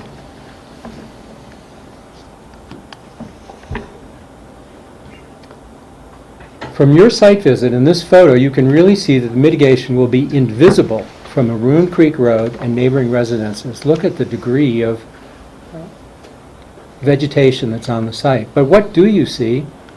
You see the Pritzker barn with its red roof. Again, the proposed residence, which has actually been inserted, photoshopped in here, is virtually invisible. CGS believes that the proposed development and mitigation is feasible, and they note, as would be expected, that additional design analysis will be needed before site plans and so forth, building permits are approved. The opponent's site plan will not avoid the hazard. does not account for avulsion, and you've heard that term avulsion being used, requires higher walls, will be more visible, and require greater amounts of mitigation, and frankly contains serious flaws. Our experts have noted that the bends in the debris flow channel as proposed by the opponents will simply not work. There's no clear amount of freeboard. The basis of design and sizing has not been revealed to us, and we don't really know what that basis is. The debris basin location and discharge point are essentially the same, but the access to it is totally different. So that incurs increased potential for uncontrolled lateral migration and erosion, and we would question how the flow travels from the apex to a mitigation system through these channel bends. Did you want to add to that? Could I add just a couple Please. of minor points, Dan? Thank you all. For the record, my name is Andrew Earls with Brightwater Engineers, and I'm a consultant on debris flow issues for Celestial Land Company. Thank you all for letting me speak today. I just wanted to offer a brief rebuttal to a couple of the points that were raised with regard to the sediment and debris flow. The first topic that I would like to mention is the pond sizing. There were some Mr. Wilbur's presentation raised some questions about the pond sizing, and I wanted to confirm with you how the pond has been sized. The debris basin is sized to fully contain the displacement for the 100-year 45% event. Now, what appears to have been causing some confusion among the opponents is the 20% event, which is more fluid, less viscous, lower concentrations of mud. In that case, we have never proposed to contain that entire volume. What we've proposed to do there is you're going to detain some of the volume, you'll retain some of it, but the rest will be attenuated as it passes through. So you'll have a large inflow hydrograph coming in, the pond storage reduces that outflow hydrograph. So it's not fair to say that we're not detaining the entire 20% 100-year sediment concentration, because we have never proposed to do that. But what we are doing is we're detaining it to a level where it's not going to cause problems down fan. It's going to be similar to existing conditions. And as this shows, actually both of the drawings will show the same thing really. Which one is Make the- sure that green light's on, because that's the microphone. Oh, can you make sure that's in? Flashing green? That's not on. I don't think it's on. It's on. It is? Oh, it's Flashing. flashing green. Okay, sorry, I didn't mean to turn off the microphone. But what I wanted to point out is that the outlet and the discharge point is more or less the same. Now, Mr. Wilbur raised a couple of points on avulsion, and I'd like to say that I really agree with a lot of what he said on avulsion. It is unpredictable. And in fact, that's exactly why we can't make the argument that Glenn Horn has made, that somehow this location on the same alluvial fan is safer than this location. With avulsion, and even the figure that Mr. Wilbur showed, that plugging can happen anywhere and it can go anywhere. There is not a safer location when you have avulsion. Now, one of the points that they had raised when they were looking at the hazards to other neighbors, for the first time I believe they've acknowledged that there actually are benefits to the neighbors that are immediately down fan, the Pritzker caretaker unit. But the crux of the theory for how the celestial development would be impacting the other neighbors that lie further to the south on the fan is also flawed. And that gets along the idea that avulsion can go any direction on the fan. And Stan, this will go back to our, do you know where one with our slide in it, our site in it? Mm-hmm. Oh, hang on, here we go.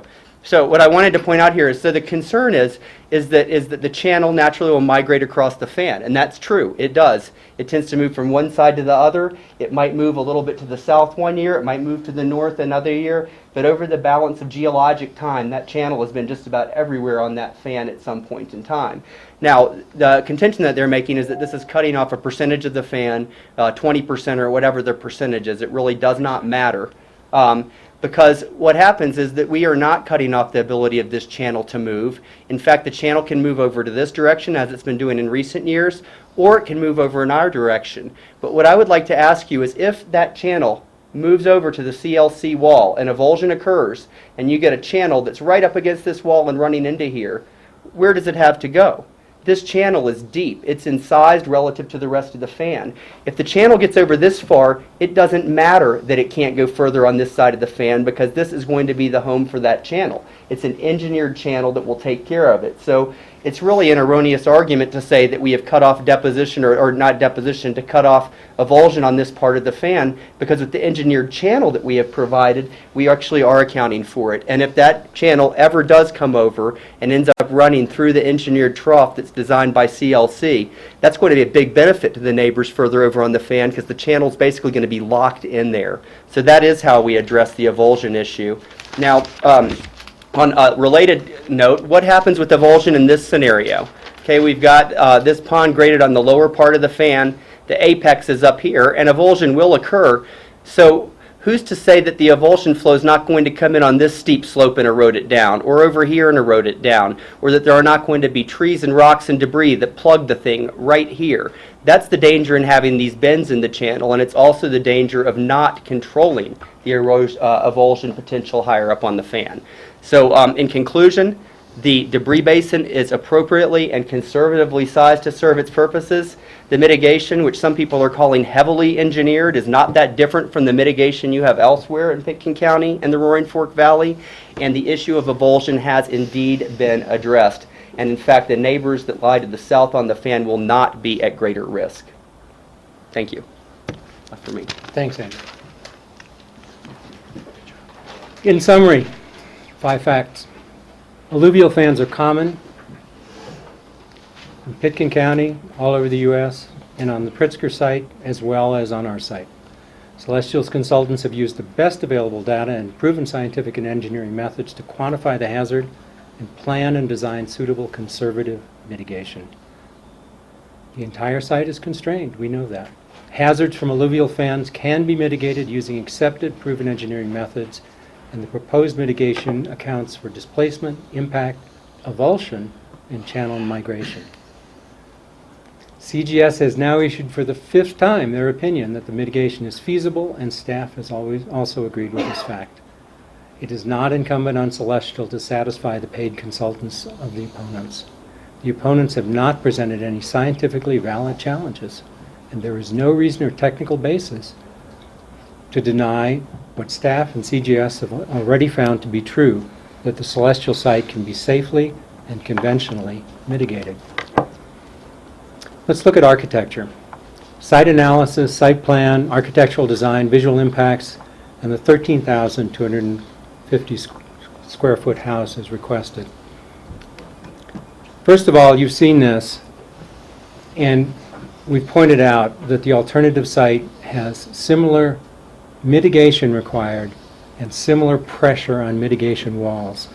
So there is not a substantial reduction that occurs with the alternative site. When it comes to the proposal for 13,250 square feet, the site disturbance on Celestial site is 2.7 acres. The opponent's alternative we calculate to be 2.3 acres. Very, very close in size in terms of the overall disturbance. And I'll show you in a minute how little that disturbance is compared to other disturbances that have occurred in the valley. But here's a key fact. We are able to balance our cut and fill on our site. The alternative site does not allow for balancing cut and fill. In other words, we have very little material to either bring onto the site or remove from the site because of the way we have balanced cut and fill, whereas it looks to us that on the alternative site there would be 13,400 cubic yards of material in excess. That is, at 10 yards a dump truck, 1,340 dump trucks.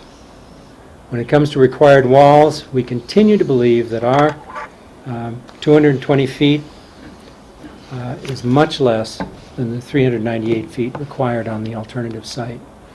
Let's look at the cut condition. So here's what's being removed. This is the major area of cut, and this is the major area of fill, and it's effectively balanced when we use the proposed site.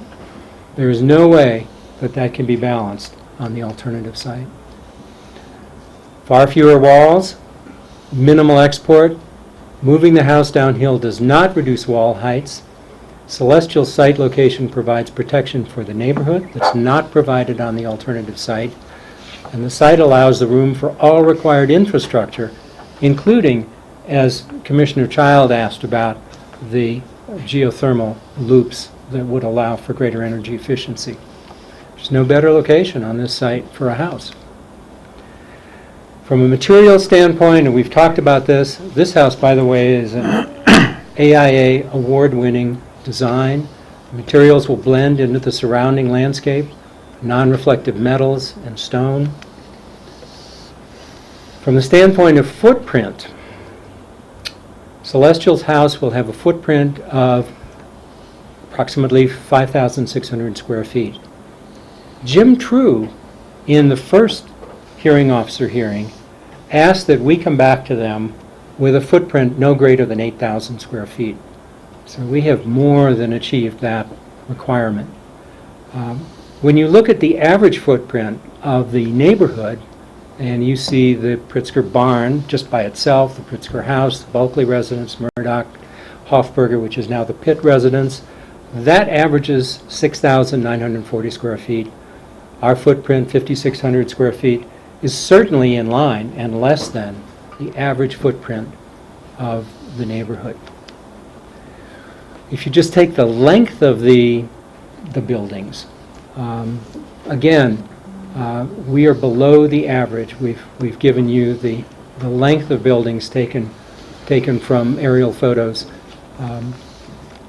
and we're well below the average. From the standpoint of neighborhood scale, and this is the Pitt residence,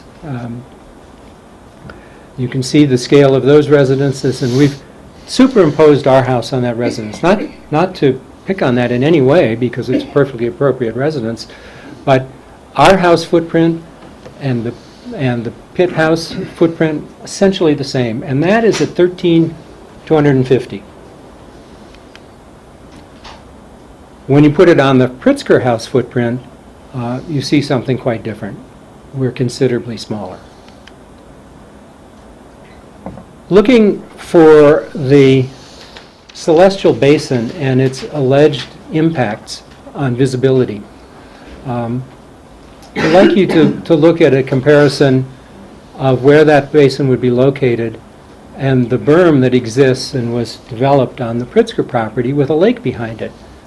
You don't see the lake from Maroon Creek Road because the topography just does not lend itself for visibility of that lake, and in a very similar way you would not see the Celestial Basin. Here's a drawing that we produced. Like a pond located in a bench over your head, the debris flow basin will not be visible from Maroon Creek Road, just as the Pritzker Lake cannot be seen from the road for the same topographic reason. Here's the story pole that we put up. This is looking much closer to it so that you can see it. The story pole is not visible from Maroon Creek Road. We're showing the approximate location. And also the proposed, this is from Maroon Creek Ranch Road, the proposed house is located beyond the horizon and not visible to Maroon Creek Ranch. Summary in architecture, the visible impacts, the 5,600 square foot footprint, below the average and certainly consistent with the neighborhood. Smaller than what Jim True required. House is built into the hill, generally under the height limit. The avalanche and debris mitigation cannot be seen from Maroon Creek Road. Looking at the 13,250 square foot house, which incorporates a lot of underground and landscape coverage compared with the 8250, which simply exposes that. You see cars and the entry that's exposed along with some walls that just aren't present with a 13,250 house. And I think that the difference is quite clear, that by having that underground construction that is covered over with earth and landscaped, really a lot of the visual intrusions that are presented by any house are eliminated. The 13,250 house has 1,500 square feet less exposed foundation wall. 40% of the area is underground or built into the hill, but still is counting in floor area. The footprint smaller than average and reduces the impervious surface, which is something that everyone is concerned about from the standpoint of stormwater runoff, by 2,900 square feet. And then, of course, we've discussed the amount of export that would have to take place with the alternative site, and that's also true to some extent with the 8250 house, because we're placing earth over the subgrade elements that count in floor area. So we believe that the 13,250 house uses TDRs in a unique way that is really beneficial. Again, the comparison, more square footage actually results in less visibility. Criteria for TDR receiver sites are pretty clear, but they consist of especially the visual impacts from roads and adjacent properties. The visual impact from Maroon Creek Road is virtually nil in any case, but from adjacent properties, it would absolutely be reduced with the 13,250 house. So we've done a little chart, and from the standpoint of avalanche and debris flow, mitigation and overall safety, scenic view protection, neighborhood impacts, we believe that the 13,250 house actually does a better job of addressing all of these concerns. The 8250 house, okay, identical in some respects, but particularly identical in safety. There is no safety benefit from the reduction in TDRs. And the alternative site really doesn't make the grade on a number of very important points for you. From a planning standpoint, the basis for approval found in the code and the previous administrative record has to be considered. Scientific and technical study has been the priority, and this study has been exhaustively pursued. And we do request fair and equal application of the code. Moderate hazard development in a moderate hazard, with a moderate hazard, clearly says that if the county finds other hazards present on a property that outweigh the risks associated with development in the moderate hazard avalanche zone, the county may, at its discretion, grant approval to such a project subject to compliance with the mitigation measures in subsection 3 below. This looks very complicated, but what it's saying is, what is the outweighing hazard? What is the hazard that outweighs any other hazards on the site? And clearly, that hazard is not the avalanche hazard, it is the debris flow. And then moving on to the mitigation standards that are referenced in that code section, the least hazardous area of the project site, designed by a certified professional engineer, clear cutting or other large-scale removal of vegetation, extractive operations, utility lines, every one of these code standards is in fact being met. And what is, I think, of clear contention is what is the least hazardous area of a project site? Number A, letter A. And what we've tried to show you is that there is no difference. There is no discernible difference between the proposed site and the alternative site. With respect to alluvial fans, we've discussed this code section already, and all three of these criteria are met. With respect to criteria for receiving sites,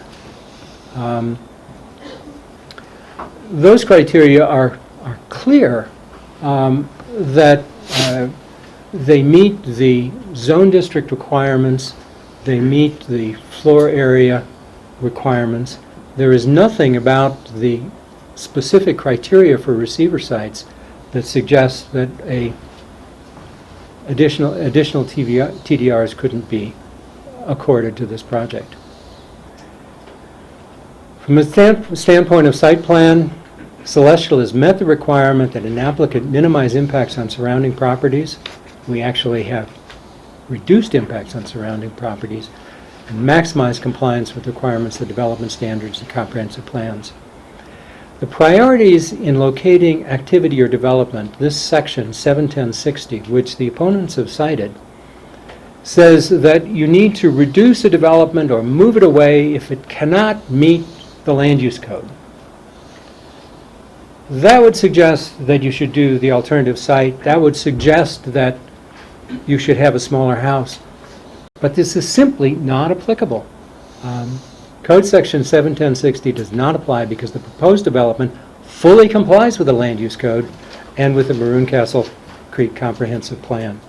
And it does comply with the current Maroon Castle Creek Comprehensive Plan.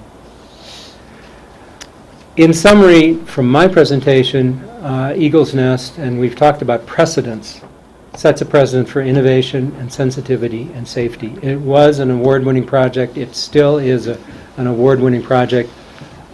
More discussion has occurred for safety and site design on this project than any other project that I know of in Pitkin County, and I think that has come before the board, and you can attest to this.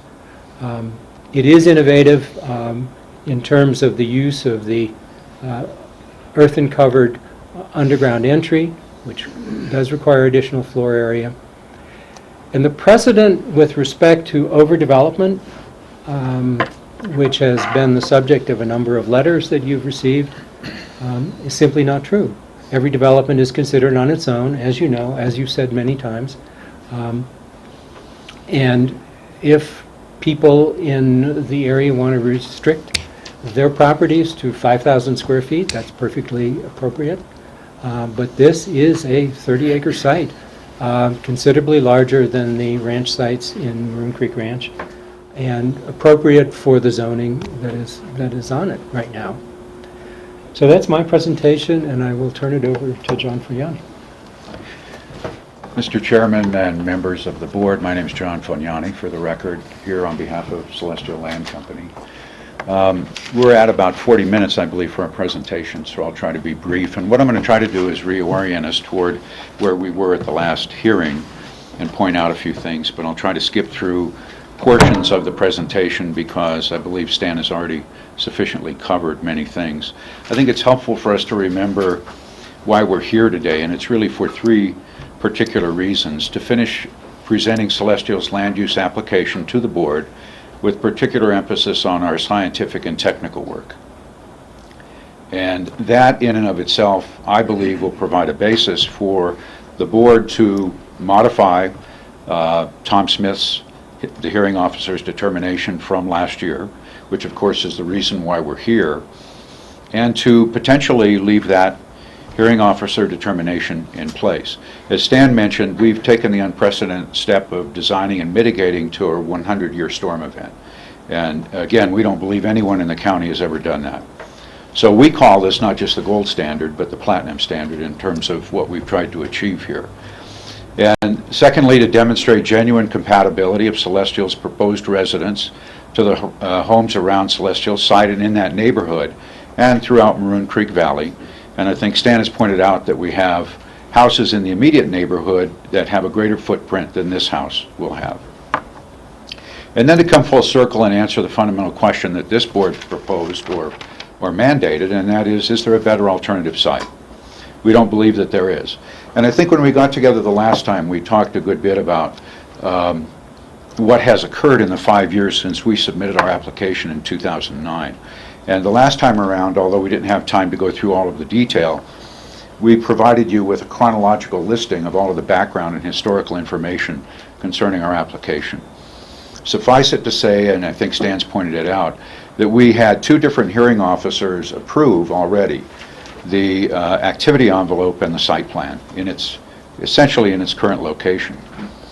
And of course, as Stan mentioned, we had the Colorado Geological Survey at least 4 or 5 times in letters demonstrate compellingly that this proposed development and the mitigation are extremely feasible.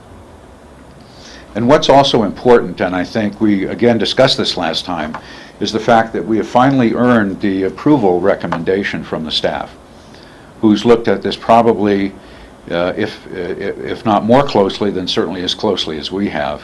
And over a series of these past 5 years, we've been able to modify our plans. We've been able to really redesign the proposed residence and re-engineer the proposed residence so that we've taken out the risks that are associated with locating this residence at this particular location. And what I'd like to do at the outset is just, I'm going to skip over some of these slides, but I think this one in particular is important because I think it helps to demonstrate what we're talking about here. And the proposed house that the opponents or the neighbors have suggested for our so-called alternate location would essentially have this view of the Pritzker's tennis court and their barn caretaker unit. Now, I will submit to you, all due respect to the opponents and also the various individuals that have testified here today in public comments, that the Pritzkers do not want us to locate a house that's going to be this close to their units. Also, this is the view we would have from a proposed residence at that alternate location. You can imagine what the view would be from the Pritzker's house looking at our residence at this location. And I'm going to skip over some of these things. I think you will recall that the last time we were here, and Stan mentioned it, we had our experts here. We had John Cottle, who spoke about architecture. Andrew Earls, who you heard from this morning, spoke about debris flow and some of the other risks from an engineering standpoint. And of course, Andy Gleason, who's here, spoke of the avalanche risk. And we have them here today should you want to ask them questions. And I think, in fact, whatever time we have available would be better spent enabling you to ask technical questions or scientific questions should you have any of our experts. But I'm going to skip through these next few slides, and let me make sure I'm going to get to the right page.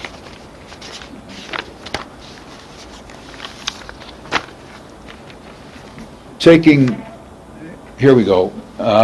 Taking all the hazards into account, I think as Stan mentioned, the avalanche risk pales in comparison to the risk that's associated with the alluvial fan. And that's why I think when you look at what Art Daly was talking about, certainly in terms of the code, you locate on the least hazardous portion of the site, not the least hazardous portion of the blue zone of the site. And I think that's important to keep in mind. As presented in great detail, our Colorado licensed engineers have repeatedly shown without legitimate dispute that Celestial's proposed location is better than the alternate location for addressing all of the potential hazards affecting the property. And of course, as we all know, avalanche affects the residents of the home, but not the down fan neighbors. And this goes directly into the determination of whether or not there is a better alternative location. And again, simply put, taking all geologic hazards into account, the proposed location that we've identified is much superior than anything else on the site, including the alternate location that's been proposed by the neighbors. This is something that Stan showed you earlier. The Pritzker's 13,800 square foot house literally faces the same types of debris flow and avalanche hazards as our proposed Celestial site. And we've talked to you ad nauseum about this, frankly, but it's absolutely accurate that it's hard to understand how there could be credible disagreement with locating our house at our proposed location and in the size of house that we've identified when you have a development that's immediately next door that face the same types of hazards. In distinguishing the Pritzker property from the property that we have, it did have 180 acres available to it where it could have located the house, yet it chose to put the house in a constrained area, in an area of a debris flow or an alluvial fan. And what's really at stake here is what I believe is Section 230H2G of the code, which states that the location, size, design, and operating characteristics of the proposed special review must be in harmony with the surrounding area and minimize adverse effects. If you go back to what Stan mentioned earlier, and of course the photo that he put up there, the home that we're proposing is very much in harmony with the neighborhood in which the home would be constructed. And in fact, our footprint is much smaller than the majority of the houses in the neighborhood.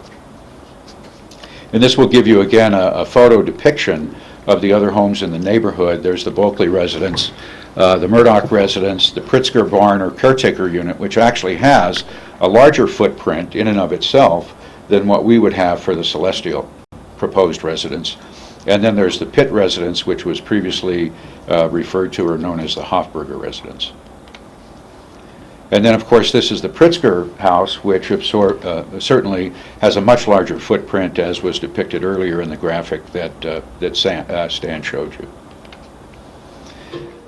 This, I think, is a very important slide for us all to pay some attention to. This is a photo of the Pritzker house that was taken when the home and its various outbuildings were being constructed, and the accessory structures were under construction. You can see that the site that's been disturbed in the various areas, with the lake area, the Pritzker caretaker unit, the barn, and the home itself, involved a great deal of site disturbance. If you look at what our site disturbance would depict, it's this area right in here, which again pales in comparison to the overall site disturbance that took place in constructing the Pritzker home. Again, if you look at our total disturbed area, we're at about 115,000 square feet. If you total up all of the areas, the Pritzker's caretaker unit, the home, the outbuildings, would total 409,000 square feet of disturbance, with the house alone at 134,000 square feet, which is about 19,000 square feet greater than the total disturbance of the home that we're proposing. I also think it's important to keep in mind, and we talked at greater length about this when we got together in May, the different refinements that we've made to our proposed design and our engineering. And wherever appropriate, based on whether it was from the staff, whether it was from this board, whether it was from the opponents, or even the various hearing officers that we've had involved in this process, we went back and we made a number of different refinements beyond what we had originally submitted with the application in 2009. And I'm going to go through a few of these refinements, and then I think we'll turn it over to a question and answer period. But the debris and avalanche deflection wall has been moved 80 feet from its original location. The overall site disturbance has been reduced by 25,000 square feet and is now only 115,000 square feet, as we just discussed. Revegetation will render all site grading completely non-visible from Maroon Creek Road. The proposed footprint of the residence is reduced as well, from a footprint of 6,600 square feet in prior submittals that were considered by hearing officer Tom Smith, to a current footprint of 5,800. I think Stan depicted 5,600, but it's somewhere in that ballpark. And this represents a reduction of almost 27% when compared to the 8,000 square foot footprint that was mandated by hearing officer True in 2011. So in every measure, the footprint plus the auto court, which would be underground, the length of the residence, the proposed house is still smaller than the neighborhood average, by a good distance, I will submit. In terms of continual refinements, the view simulation of the current design confirms what has been shown in prior design iterations. The house, including the associated structures such as a wall and a trough, would be barely visible, if visible at all, from a public right-of-way. The avalanche mitigation has been located entirely in the blue zone. All interior spaces and exterior decks are protected from avalanche to an even greater extent. The avalanche trench itself has been reduced by 219 feet, and it now has a total length of only 141 feet. And the debris avalanche protection wall has been reduced by approximately 80 feet and is now only 180 feet long. The avalanche trench, as Stan mentioned earlier, looking at it in terms of visibility from Maroon Creek Road, or I submit from the Maroon Creek Valley Ranch, will not be visible from either the road or the ranch. And these were provided in simulations that we gave to you during the May hearing that were provided by John Cottle. So what we're essentially asking for, and you know this from our prior appearances here, is just a fair and equal application of the code. And we're certainly in harmony in terms of what we're proposing with the other residents that are located in the area. It's difficult to understand how anyone can complain about this particular residence, because if you're talking about adding or utilizing 2 additional TDRs, for the most part, those TDRs are going to be used for below surface space, house space. We have 46% of the house space that would actually be located below surface. Much of that would be taken up by the auto court. So our view is, after 5 years, it's time for us to reach a resolution and hopefully enable us to go forward to build the residence. As you know from the site visit, It's an absolutely stunning location for a home, a great view of Pyramid Peaks, and it also, I think, can be very easily and readily accommodated with the rest of the neighborhood in which the home would be located and constructed.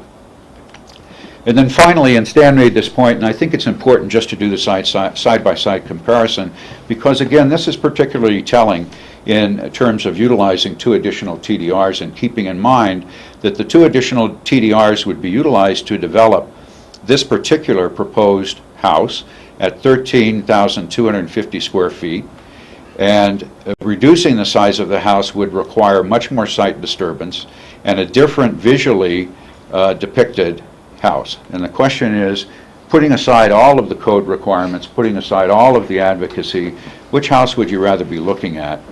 The 13,250 house, where much of the house is located below grade, or the 8250 house, which would obviously be much more visible from all locations? So with that, we'll end our formal presentation and certainly take questions or answer questions. Thank you. I think at this time we'll bring it back to the board for questions to anybody and bring it back to the board for deliberations. Does anybody have any specific questions? Steve? For the applicant, first question, in the avalanche trough, would you be revegetating any of that or allowing trees to grow back in it, or would it be kept clear cut of vegetation or of trees? Well, in the avalanche and debris flow trough, we specifically asked that question of the engineers, and Tetra Tech responded that you could have shrubs and vegetation in the avalanche trough, that it can be revegetated. Okay. If you had to build the house at the alternative location, I mean, we keep seeing a drawing showing what the opponents had proposed for the trough and where the debris basin would be. But if you had to build the house in the alternative location, you probably would re-engineer the mitigation things that you would do. And do you think it would look the same as the opponents, or would it be something different, do you believe? Well, our engineers have said that they don't believe that the mitigation works as proposed in what has been shown for the alternative location by the opponents. So I guess the answer would be yes, it would have to be re-engineered because it's not adequate. But you didn't, I mean, obviously you didn't pay them to re-engineer it because you're still going for your proposed side, is that right? Let's ask one of our experts. Cottle. I don't know if one of our experts would respond to that if we were to build in the alternative site. Would it be something different than the opponents have proposed? I could answer after Andrew, too. Sure, and I'll only respond in the context of debris flows. I mean, the thing that concerns me the most... Yeah, just every time somebody speaks, the experts, just throw your name out so we can get it on the record for the minutes and stuff like that. Thank you. This is Andrew Earls with Brightwater Engineers, and to answer your question, Mr. Child, I think from the debris flow perspective, what we would look to do on that, and it would require restudying it. We really haven't looked in great detail, but what concerns me is that area, as I said, between the apex and this channel cutting across the bottom, and just the potential for uncontrolled erosion, especially coming down this steep cut bank. So we'd probably be looking at ways to try and avoid having those steep cut banks, but I'm not sure how you're going to do that at that site. And also trying to look at a way to avoid bends in the channel, which are places where it can potentially potentially clog up. But those would be big flaws that we'd have to address, and I'm just not sure how you would address that avulsion one without doing something up a little higher on the fan. If I could, I'm John Cottle with CCY Architects. So, thanks. It's not karaoke, right? That's really just for the TV cameras, okay. But so you won't hear it. We analyzed the avalanche impacts on that very carefully, and we stand by the fact that they would require significant walls very much in the realm of what we mentioned before. So 8 to 10 to 20 feet high. And that, the reason after we analyzed that very carefully, that seemed to be consistent with a previous project that I did with Art Mears, which was at the very last edge of a blue zone, which required 12-foot high walls, and for the snow to be able to sit on the roof of the house after it jumped the wall. So that seemed very consistent to us. And the third point is, after we looked at the walls required, and especially the export required, it still seems to us to be a far more impactful site than what we're proposing. Because the 1,300 dump trucks, again, at 20 minutes to fill a dump truck, that's 8 hours a day for 11 weeks to haul off the export.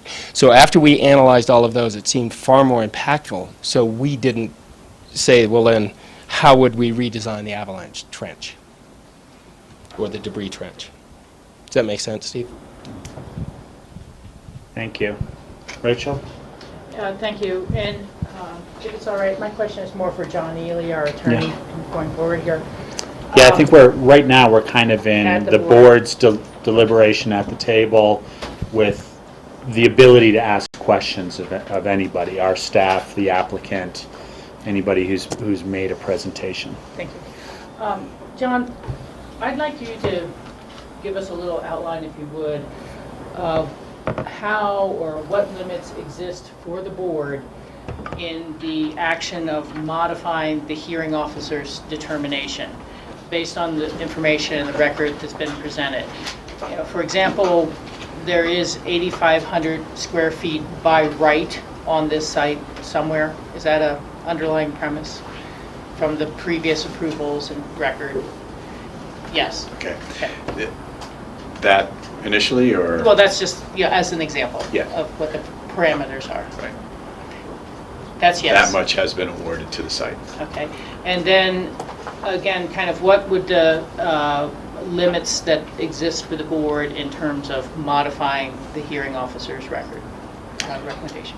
Pursuant to the appeal, which the board is currently in the midst of conducting, the opportunity for modifying the earlier hearing officer's determination exists. The board, in determining if the hearing officer's determination should be modified, and if so, what that modification should be, should apply the standards and criteria of the land use code to the application for development of the property as presented by the applicants. Okay. That is the underlying requirement of the board's action. Okay. And then, based upon those determining factors, is it within the board's purview to choose the alternate building site as opposed to the Celestial preferred building site? The application that's in front of the board is for a particular size development and for a particular location. So that is what is being reviewed by the board. If another site is available on the property in the determination of the board, then the applicant may in fact pursue that, or the board may engage in some discussion with the applicant considering that alternative location. But fundamentally the decision is concerning the proposed location and the proposed size. Okay, so one of the crux questions then in front of us is, should the proposed site from Celestial be a receiving site for an additional TDRs for the proposed design, and whether that's appropriate or not? And should the board determine it's not, I'm trying to get back to, could it be a no on this flat outright? Is it a no on the site, or is it a no on the size of the house? I'm not sure I follow you. I know, I'm not explaining myself well, I apologize for that. Is our decision a thumbs up, thumbs down on 8,500 square feet on this exact site, and that's the only two choices that exist? Or is it, excuse me, three choices, the 13,250 on this exact site within this property, no, only 8,500 square feet on this exact site within this property, or a no, that this site chosen by the applicant is not appropriate for the square footage to land on, and you need to come back with a new application on a less constrained or less hazardous portion of the site. Right. I think I'm following you. Your question essentially is, does the board have an opportunity to approve something in the alternative that is specifically applied for? Yes. Right, okay. The application as presented by the applicant is what the applicant has a right to have determined. In the discussion and deliberation of that application, the board can certainly make comments as to the availability of other sites on the property and can modify, so to speak, the determination of the hearing officer to change location and the award of the TDRs. The applicant doesn't have to essentially sign up for that program. The board, in identifying that, is presenting an alternative, but the property owner does not obviously have to pursue something in that alternative. The property owner is pursuing this particular application. Does that helps me a lot. Thank you very much.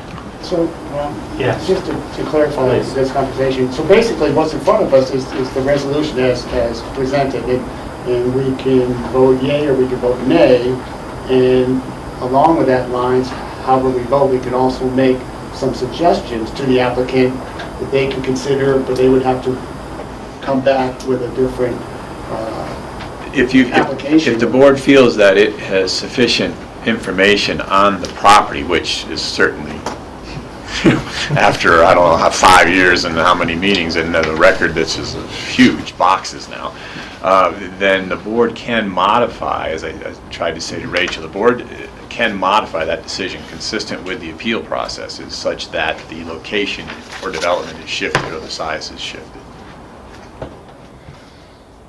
Yeah, thank you. Additional questions? Rachel?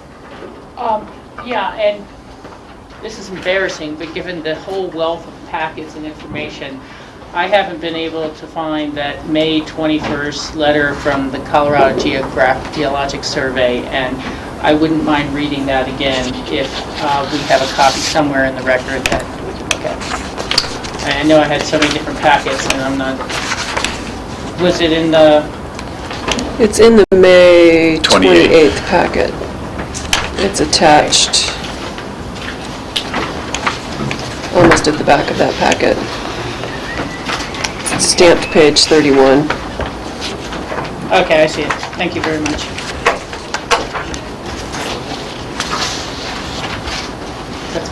Can I ask a question of staff while you're looking at that, Rachel? Go right ahead. One of the key aspects of this application seems to be, and I was trying to pull up the land use code on my computer, but I think there are too many people using their phones or computers in this room, so it's very slow. And I'm on the guest network, so that language, and Stan had it up on one of his slides here. It was the very first line that said least hazardous locations. It was criteria number 1 in one of your slides. I'm asking staff to help me out on their interpretation of that language, because least hazardous location means don't build at all, and that could be one interpretation. If this is hazardous and this is least hazardous, then it's kind of like when you cut a distance in half, you're never going to meet the end destination, because everything's going to be slightly less hazardous if you move it a little to the left, a little to the left, a little smaller, a little smaller, a little smaller. So what is staff's interpretation of trying to find the least hazardous location on a site? I think the least hazardous language in that case was specific to avalanche within the blue zone. And we don't have, the code doesn't give us specific direction for that. So I think that's where we agreed with the findings of the hearing officer, where he felt that from the evidence presented as part of the hearings that there wasn't evidence of less hazard in one location versus the other. Both of the sites required mitigation And that, So it's we kind don't, of, we don't have some concrete way of saying this is less.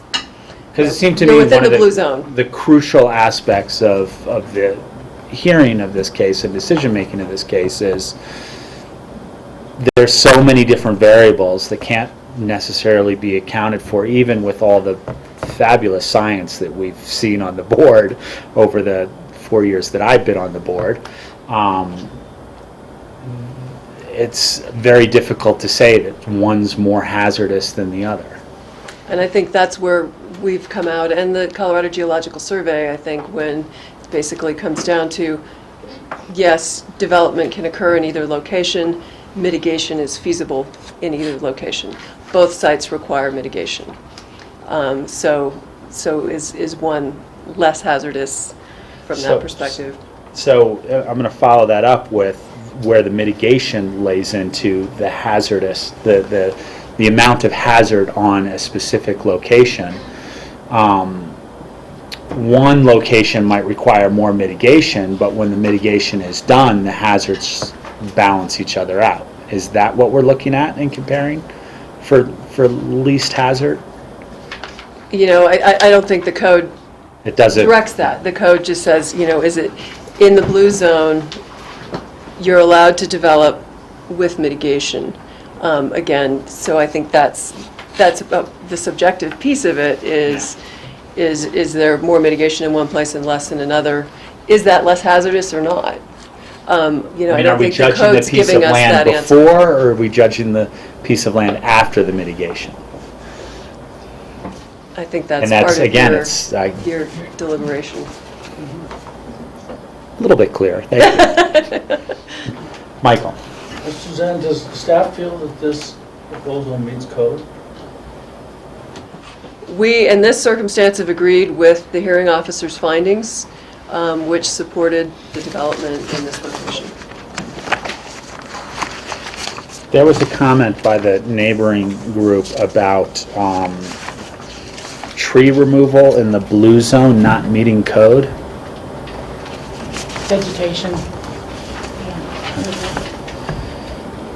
Mitigation does not meet with the code because of vegetation removal in the blue zone. Don't remember the comment. I don't think. I have it written down, actually. There was an I- argument that something they're doing in the blue zone does not meet code, and it Was was it- a little It does unclear not as allow to. clear cutting or other large-scale removal of vegetation for avalanche mitigation. And that was section 7-20-50A3 is what was cited. Lance is pulling out And his. it was on that chart that Stan had put up showing the rules for avalanche mitigation, I think was on that chart also. And it just seems to be a point where one person says it meets code, one person doesn't says it doesn't meet code, and trying to get to the bottom of that. Yeah, it's what do you consider large-scale removal also?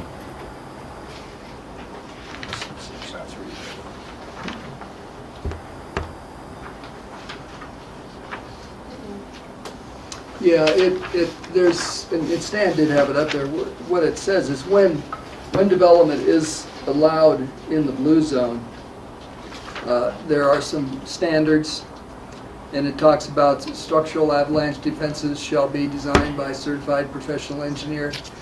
Clear cutting or other large-scale removal of vegetation, particularly within avalanche path starting zones, shall be prohibited. Extractive operations are prohibited. Utility lines shall be buried. Roads intended for winter use shall avoid avalanche hazard areas. Warning signs shall be placed. Property owners shall bear the cost of any avalanche control measures. That's a whole series of standards. But I think the clear cutting refers to within the starting paths of the avalanches, which I think you have the experts here who could speak more directly to that. But my understanding of that is you're talking about where they're coming from up on the hillside, not once you come down into the blue zone. Yeah. Thank you, I think that. And that's actually why I asked them the question about, well, what vegetation is going to be allowed to regrow, because you can clear cut an area during the construction and then revegetate it, and the end result is you don't necessarily, it won't necessarily look that much different in the long run. It would temporarily look different, but that's why I'd asked that question about the revegetation. Additional questions? Rob? Yes, Steve. This would be for Suzanne.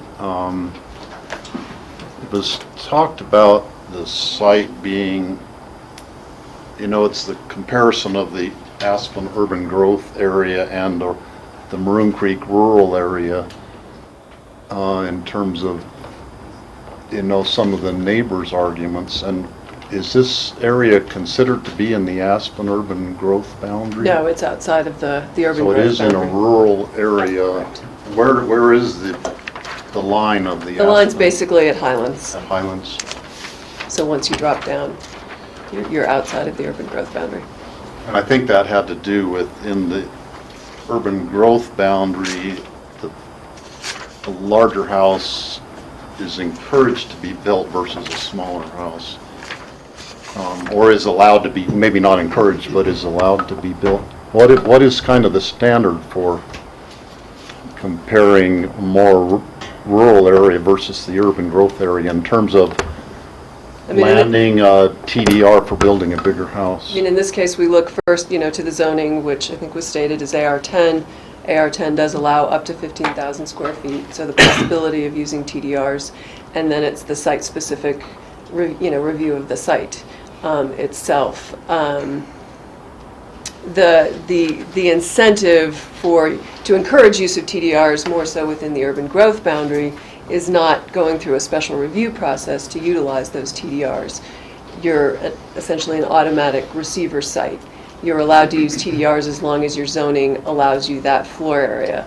In the rural area, they're subject to this special review process to utilize the TDRs and determine if it's appropriate. Okay. Additional questions, thoughts, comments? Some comments. First, I just want to thank everybody for for attending. I can't remember when I've seen such a plethora of attorneys and land planners and architects and avalanche experts and debris experts at any meeting.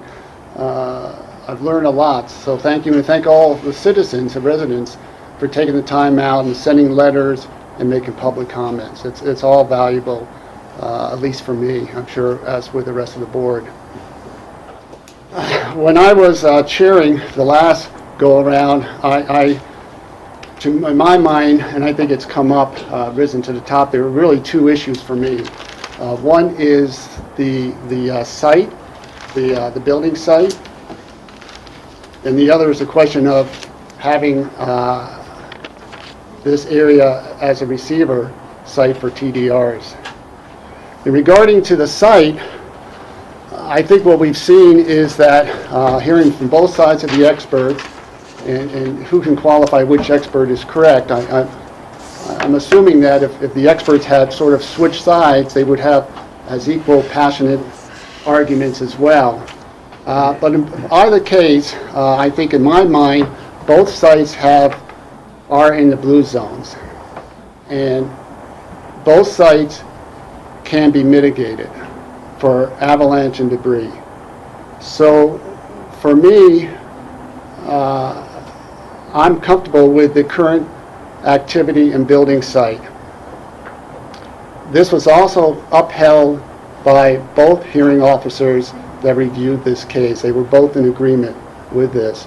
I don't see the benefit from an alternative site in terms of having any less avalanche or debris hazards. In both cases, they have to be mitigated, and I believe they can be mitigated adequately to address those concerns. In terms of the TDRs, This, as everyone has said and everyone agrees, this is a constrained site. I've actually asked staff to come back to the board for a discussion as a land use code amendment, whether it's actually correct to have a constrained site to become a receiving site for TDRs. And I ask that because I don't believe constrained sites should be a receiving site for TDRs. TDRs are based on discretion from the BOCC. We have guidelines that we could use, but in this case, knowing that it's a constrained site, it just doesn't make any sense to allow TDRs. The original hearing officer denied this application as well because he did not agree that this should be a site that could be used as a receiving site for TDRs. When you look at the architecture drawings from John Cotto, we see two different options. One at 13,250 square feet and the other at 8,250. I would suggest that there's probably another option in there to make an 8,250, which has actually been approved, to be as less impactful, less visible as has been shown with the 13,000. I'm sure Cotto and Associates have the skills to be able to come up with another award-winning design to meet the needs and have that still be only 8,250. In either case, I don't believe that the current building site has a negative impact on neighbors, on anyone traveling up and down Maroon Creek Road. So, given that, and given the resolution in front of us, I would deny this resolution and come back for some modifications, allowing the existing site to be used as a building site, but mandating that it come up with the approved building house size of 8,250. Rachel? I agree with some of what you've said, George, but not all of it. And in my judgment, and sorting through all this over an extended period of time, it seems that the experts from both sides have really shown how difficult a site this is, period. And it is my belief, in my judgment from all this, that the further from the apex of the debris flow, you're going to have less velocity and less depth of runoff, whether it is the initial water, mud, debris flow or avalanche flow.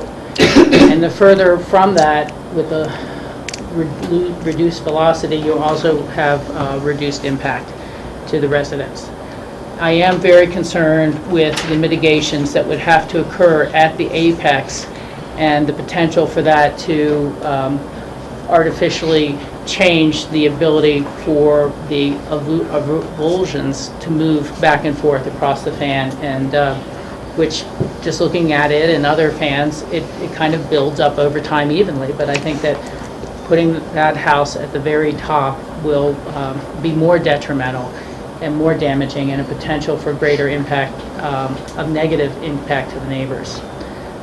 You know, we've heard a lot of things here, and like everyone else at the table, we all have friends and associates and people we know and respect on either side of this issue. So really trying to put all that aside, I guess I'm a little bit of a better safe than sorry person here. And I've never believed that two wrongs make a right. And I was not part of the board that approved the Pritzker residence. I don't know how or why or what all that lengthy decision by the board at that time was, but I just do not find them to be related in the review of this house and this site. And I think that other alternative locations do exist on this site that would provide reasonable use of the property. I do not think that our land use codes are meant, or land use planning in general, is not about how do we return the greatest property value. Our job is not to try to unfairly diminish anyone's property value, but it's also not about creating the greatest property values possible. It's about safety, general welfare, compatibility with the neighborhood. And so I agree with you, George. I do not think that when you already have a constrained site, you should add to the intensity of the use the potential of greater number of employees, greater number of visitors, guests, workers, folks in that hazard zone. And so I cannot support the use of additional TDRs on this property, period. But I do think that the other site or other portions of the property should be reviewed to see if that's a better, not reviewed, to be placed there. I just can't say putting it right at the top and the types of mitigations that seem to be a minimum for necessity.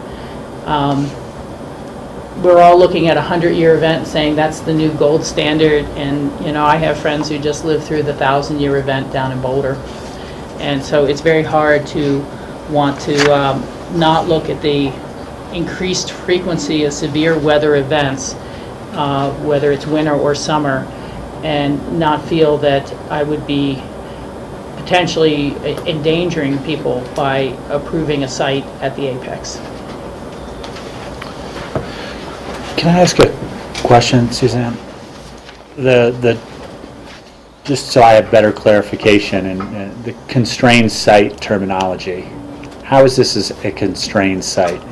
Well, constraints in the code are the hazards we review: geologic, wildfire, wildlife. Those are all considered constraints under the code. We also have a provision for constrained site TDRs, which is specific to if you come in and say the language is a site is undevelopable or severely constrained under the code, then you're eligible for TDRs under that provision. So they're two different things. So they're two different things. They're the constraints in Chapter 7 in the code, and that's what we're reviewing under our development standards. A constrained site leading towards issuance of TDRs is its own specific, and the language is limited to what I said, undevelopable or severely constrained. So I think what George has brought up now and previously I think about regarding code amendments is looking at, it's I think a different definition of constrained than necessarily meaning totally undevelopable under the code. It's obviously impacted by various constraints. But anyway, that's something we haven't, we're not there at this point in the code. So constrained is either in that very specific circumstance where you're asking for TDRs, and otherwise I don't think it's in our codified Would it be safe language. to say that there are hazards on this site, but this Yes. is not a constrained site? It's a constrained site. It's got a developable piece of property, so it's not constrained. And I'm trying to get the language right here. That's when we analyze it under that provision related to TDRs. Again, we look at, is it undevelopable? Is it within hazards where development is prohibited under the code? Is it within a rockfall hazard area? Is it within a red avalanche zone? Is it within elk production areas? So we're looking at, when I think what is truly undevelopable based on the standards of the code, is where is development prohibited? Those are some of the types of constrained areas where development's prohibited. Then we get into, we drop down a step and we go, well, what is severely constrained? It's not undevelopable, but, is it severely constrained? Are there enough of those constraints where we go, maybe this isn't a good place for development to occur? That's part of that analysis, again, regarding issuance of TDRs under that provision. But in this case, we're looking at what the code saying there are hazards that can be mitigated. So I don't consider that an undevelopable site, that's part of that. Thank you. Rachel? Yeah, I'm sorry, but I had so many different notes here. I wanted to kind of Yeah. condense them. The other things that really strike me about this, of course, are that the blue zones and red zones are ranges. Everyone acknowledges there's a certain uncertainty with where they will move based on the events. That is also challenging to me when we're up against the very edge of the red zone at the apex with that site. And it seems that there's just too many times when we're being asked to believe that this just bounces right up against the edge of the code, but it's okay. And it's right up against the edge of the code, but meets the code. I think it's pushing that envelope over the edge of the code sometimes when you get to these finer determinations of public safety and impact. And I think others have kind of said it in earlier questions and stuff, but I've just seen too many times when engineers tell you they can do anything. I think if you give them enough money, they'll build you an elevator to the moon, And I've seen engineers talk about how we can just move a fen in the wilderness by freezing it and taking out 20 feet and picking it up and putting it over here, and it'll be a perfectly good new fen. And just because something is quote feasible, to me that's like taking a bet and hoping that the odds come through, and feasible is not necessarily desirable. And mitigations in this instance seem too extreme for my believability that they would be effective. Thank you. Thank you for letting me finish. Steve? I agree with Elma's, both of your analysis, Rachel, and of George's.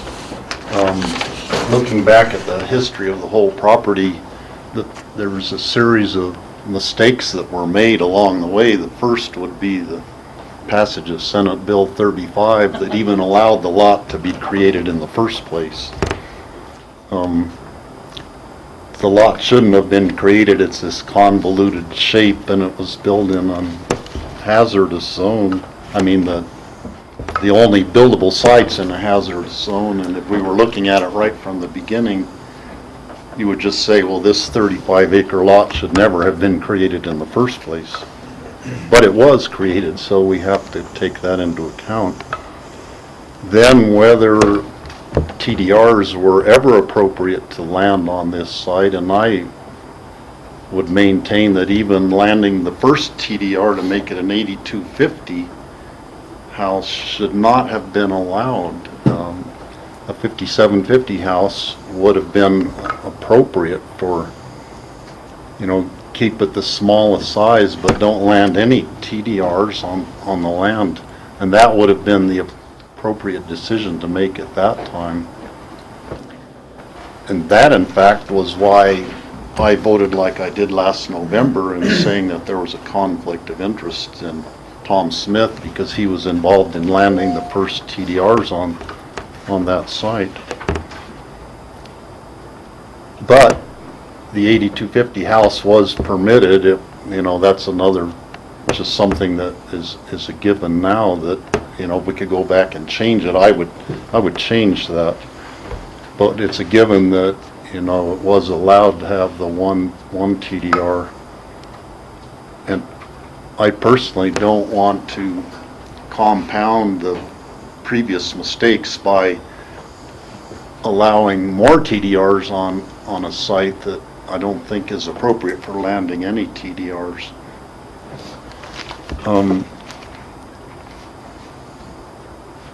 Let's see. I've got a lot of thoughts here, a lot of notes too. So,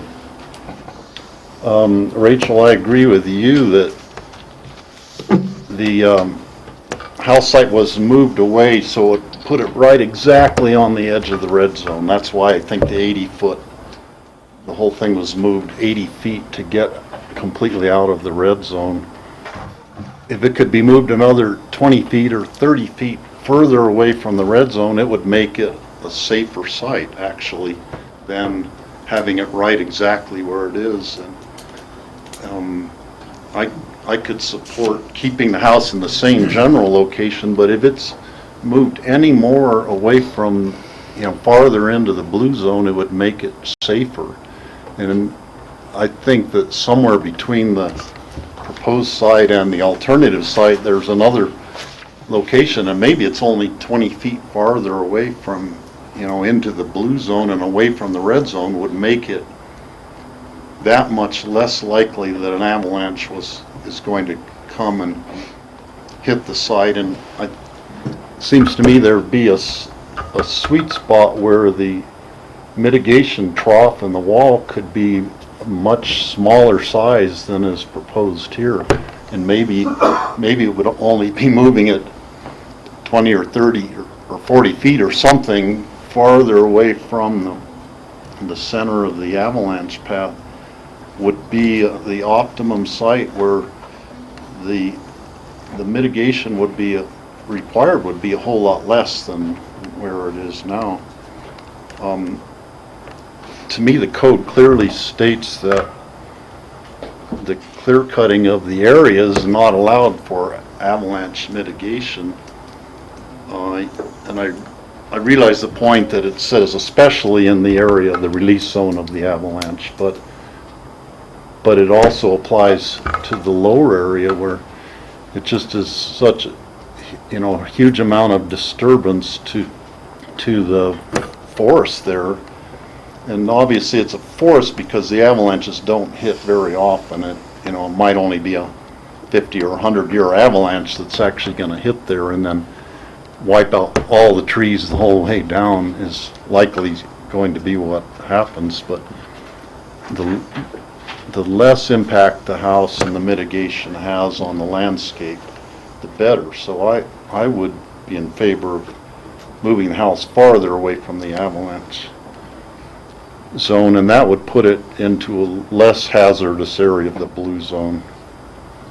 And that also is a way to do avoidance versus mitigation. If you put in more avoidance, then less mitigation would be required.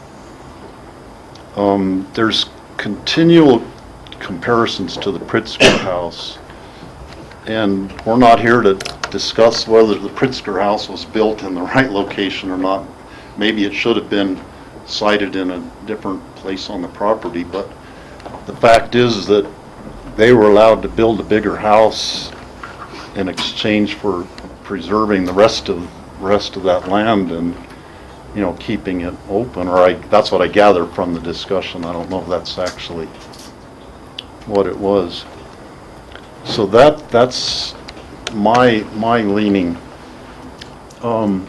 There's a whole alternative proposal that we could look at also as a solution. And I'm changing hats now and looking at it from the proponent's viewpoint. If you look at a big house, like a 13,250 square foot house, that would be allowed if we allowed them to build that. And I see three main problems from building a big house. The first would be the mass of it, just the size it impacts the neighborhood. And they've come up with a design that actually, with 40% of the building being put underground, it keeps the mass of it down to no bigger than the 8250 house. So I think that's extraordinary, the design they came up with in the plan. And looking at these two pictures up here, I would rather see the 13,250 square foot house than the 8250, just because the mass of it looks so much smaller. The second big problem with a big house would be the employees that are generated maintaining the house. And already they have one CDU built into the house. And I would maintain that if we did approve the the proposal they have, that we should require further housing mitigation to account for some of the extra employees that are required to maintain the bigger property. In addition to just doing the one CDU on the site, I think it would be justified in asking for more, money put into our affordable housing mitigation fund. The third big problem with a big house is the energy that they use, and these houses tend to be second or third or fourth homes, and they sit unoccupied a lot of the year, using energy the whole time to keep them running. This house could be built to be a net zero house and not use any extra energy to keep it going beyond just the normal household energy. And Amory Lovin's house on Snowmass Creek Road is an example. I don't know the exact square footage, but that house is so well built that in using innovative techniques and different things that it doesn't take any extra energy to run the house. And if a big house could be built and be a net zero house where it's not taking any extra energy, or at least be made so it doesn't use any more energy than a 50 square foot house would use, I'd be a lot more inclined to be in favor of that. So I would actually put that as a requirement if we approve the big house as it is, to have it be, could be a complete model for what big houses should be in Pitkin County, can and should be, given the current technology.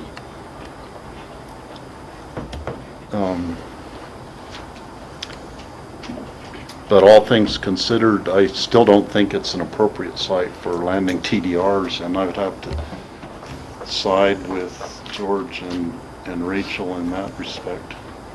Thank you.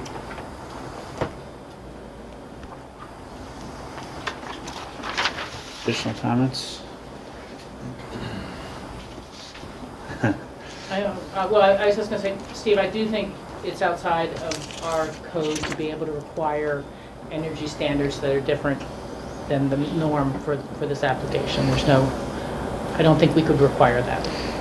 And employee mitigation. Or Our code is additional. set up with standards and scales that when they submit, they would be mitigating for whatever employees they would be generating based on the standards that our codes has already.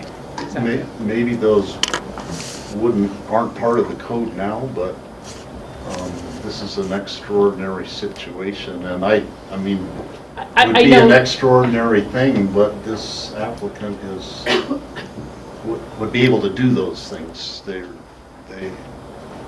have the wherewithal to do a better project than has already been proposed. Would you accept the motion? We can still have discussion. Sure, I'll accept the motion. So with this resolution in front of us, is it best to have a motion is it always best to have a motion in the affirmative for a vote? Does it matter, John? You can go either way, but to put a final, conclusion to the discussion of the application, it's probably, I can envision it would be better to have something in the affirmative.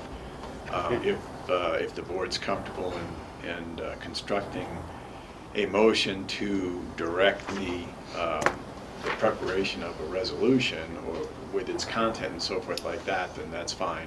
If not, the board is free to give direction to staff to say, come back with a resolution that describes the following, and then let staff construct that and the board can review it. It does put, the final vote off for another short interval, but such is life.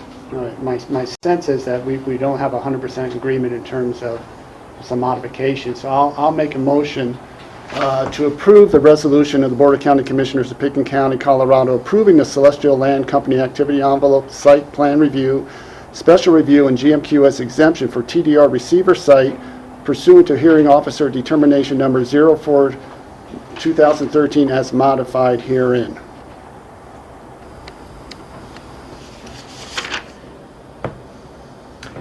Just to clarify, the motion is for approval of the resolution as prepared in the packet Yes, for today's meeting by staff. correct.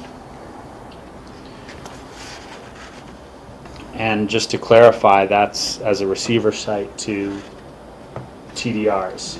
Right, I'm setting a motion to approve what's the resolution in front of us. And then it's your intention to vote against it. Well, we'll see. Well, I'm trying to understand before we get a second here.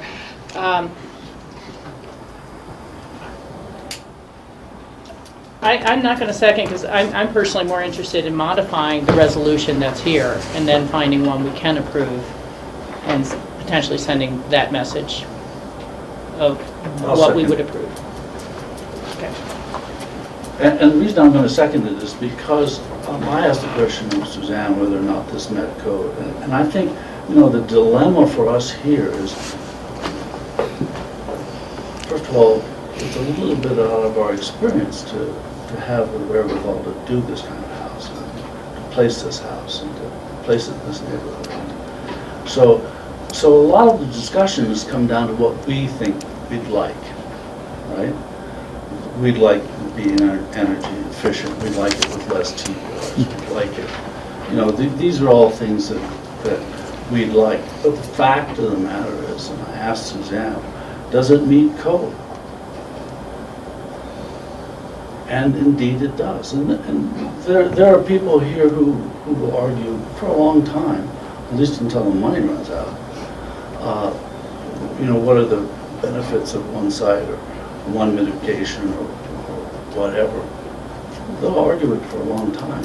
But the fact of the matter is, I mean, we'd like to have a buffer between red and blue, but it turns from red to blue.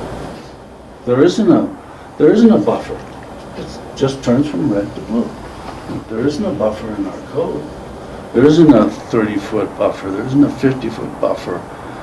There isn't a separation at all. It's just, there's a red line, and then it becomes blue. And staff has determined that we're in the blue, and that the mitigations that are necessary in the blue have been met. It seems to me fairly clear. The dilemma is, do we like it? Is this a dish I'd like to partake of? And quite frankly, all the dishes here I'd rather push away. But I can't. Because my duty is to enforce the code and to make sure the code is abided by. Would I like to modify the code? I suppose so. I'd like to have my code, but we don't have my code. We have county code. That's what we have in front of us. So that's why I can second that motion. And I think it's important to keep that in mind, that our duty here is not to follow our own appetites for this project, but to follow the code for this appetite, for this project. Further discussion? George? I agree, Michael. We always have to refer back to our land use code. But part of that land use code refers to TDR, it's a TDR program. And the TDR program gives us some wide discretion in terms of how we use it, when we use it, how many we give out. And that's the discretion that has been denied by the initial hearing officer as well. So there we have some flexibility. Rachel? And then I'm going to weigh in. I would agree with that, and I don't think this is about my appetite or our appetites. And I don't think anyone asked for a buffer zone to be created magically between red and blue zones. I simply stated that those lines are blurred and that they cannot be found without some uncertainty. And I would go back, and this is where perhaps it's a confusing message from our staff, but from the May 2nd, 2013 staff report, 14 months ago, staff recommended in the 2009 review and continues to recommend that the development should be sited as far from the apex and towards the fringe of the alluvial fan in order to preserve as much as possible of the area available for deposition, and therefore reduce the impacts to the applicants and neighboring property. Staff asserts that a location further to the north of the property and of the fan would be most consistent with sections 71050B and 71060A of the code. Since there is no area where development can be located outside of the alluvial fan, the development shall be sited in the area that poses the least risk to the development and surrounding properties. And there's the other quotes in previous letters from the Colorado Geologic Survey of continuing to strongly recommend avoidance of hazards to the extent possible. And I believe that being right at the top of the apex is the most hazardous site of this, and I think we've seen testimony that can back that up. And so this isn't about my taste. I mean, that's all I'd like to say on that. I do think it's a beautifully designed home, and if it could be somewhere else, it would probably be appropriate. But I'll say again, feasible is not necessarily advisable. And you know, you can do your best on engineering and design and then see failures. And I think that this tries to contain greater velocity, greater flows, and interfere with natural processes more than could happen on the other site to the north. So that's where I'm basing my beliefs and my opinion of the code. And as I think George has pointed out, the landing of TDRs is certainly a different area than the original other parameters of the code on basic lots. I'm going to weigh in a little bit here. And I think everybody's having a good discussion here. One, I think the two things that lead the most to me is, you know, this idea of the least constrained or least hazardous area. And I really view that as after reasonable mitigation has been made, which property is safer, not that you're not going to do any mitigation. I live in town here and we've got a drainage ditch that keeps water coming in from my garage. That's mitigation against rain. And you know, that's part of every building that gets built in this county. They mitigate for some sort of hazard, whether it be rain going into their basement or whether it be an avalanche flow. And you mitigate different levels based on that. You mitigate, you know, a large trench that's, you know, I do believe from the things that I've seen here that's above the sight view plane, that's not going to be seen as you're driving by places. And I believe intensely with what Michael said, if I'm interpreting properly. You know, we set a code, and the code is not easy to change. It takes a process through P&Z, through board hearings, through public hearings to make changes to it, but we set a code for a specific reason. We set a code to protect the county, we set a code to protect the neighbors, and we set a code to protect the property rights of the people that own the land, so that they have a goalpost to know where to aim and where to shoot when they're putting forward an application. And yes, I agree with George that there is some interpretation to that in terms of receiver sites for TDRs and where those should go and those sorts of things. And yes, I agree with Steve that this is a phenomenal project, that 40% of this is being put underground, and that the visual aspects of the TDRs being landed on this site to be put primarily as a, or I'd say half of it as a carport that could be outside, those TDRs are coming from somewhere else. I think we need to remember that every time we land a TDR somewhere, is do we want a TDR, you know, did we want that development in rural remote, or are we glad we took that development off of that rural and remote, and we're landing that TDR in a place where there's construction underground? Is there a perfect place for TDRs, and is that the only place that TDRs should go?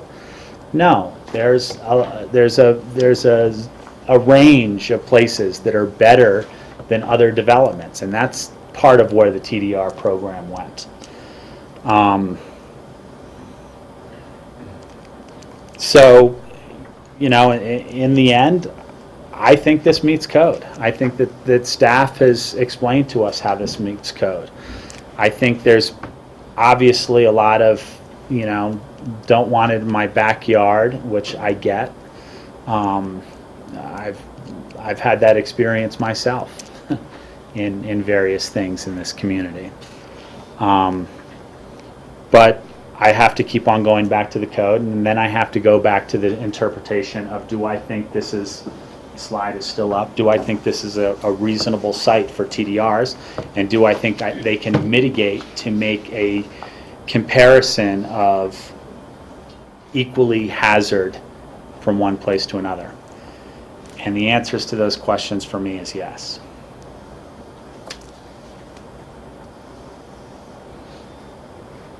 And it's not to say that I wouldn't vote for a code change down the road either.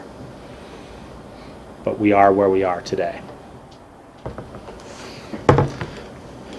We have a motion and a second on the floor. More discussion, Steve? One more point. Regardless of how we vote today, I would urge the neighborhood group who are wanting to form a caucus to look at house sizes for future proposals in the Maroon Creek Valley to, you know, take all these thoughts into consideration. And Snowmass Capitol Creek Valley Caucus area, the Frying Pan Caucus area has a 4,000 square foot limit on the size of the house, and Snowmass Capitol Creek has 5,750 with the ability to use one TDR to go to 8,250. So those kind of house size limitations in a caucus area are good, and I would urge the residents to really consider those carefully for the future, because no matter how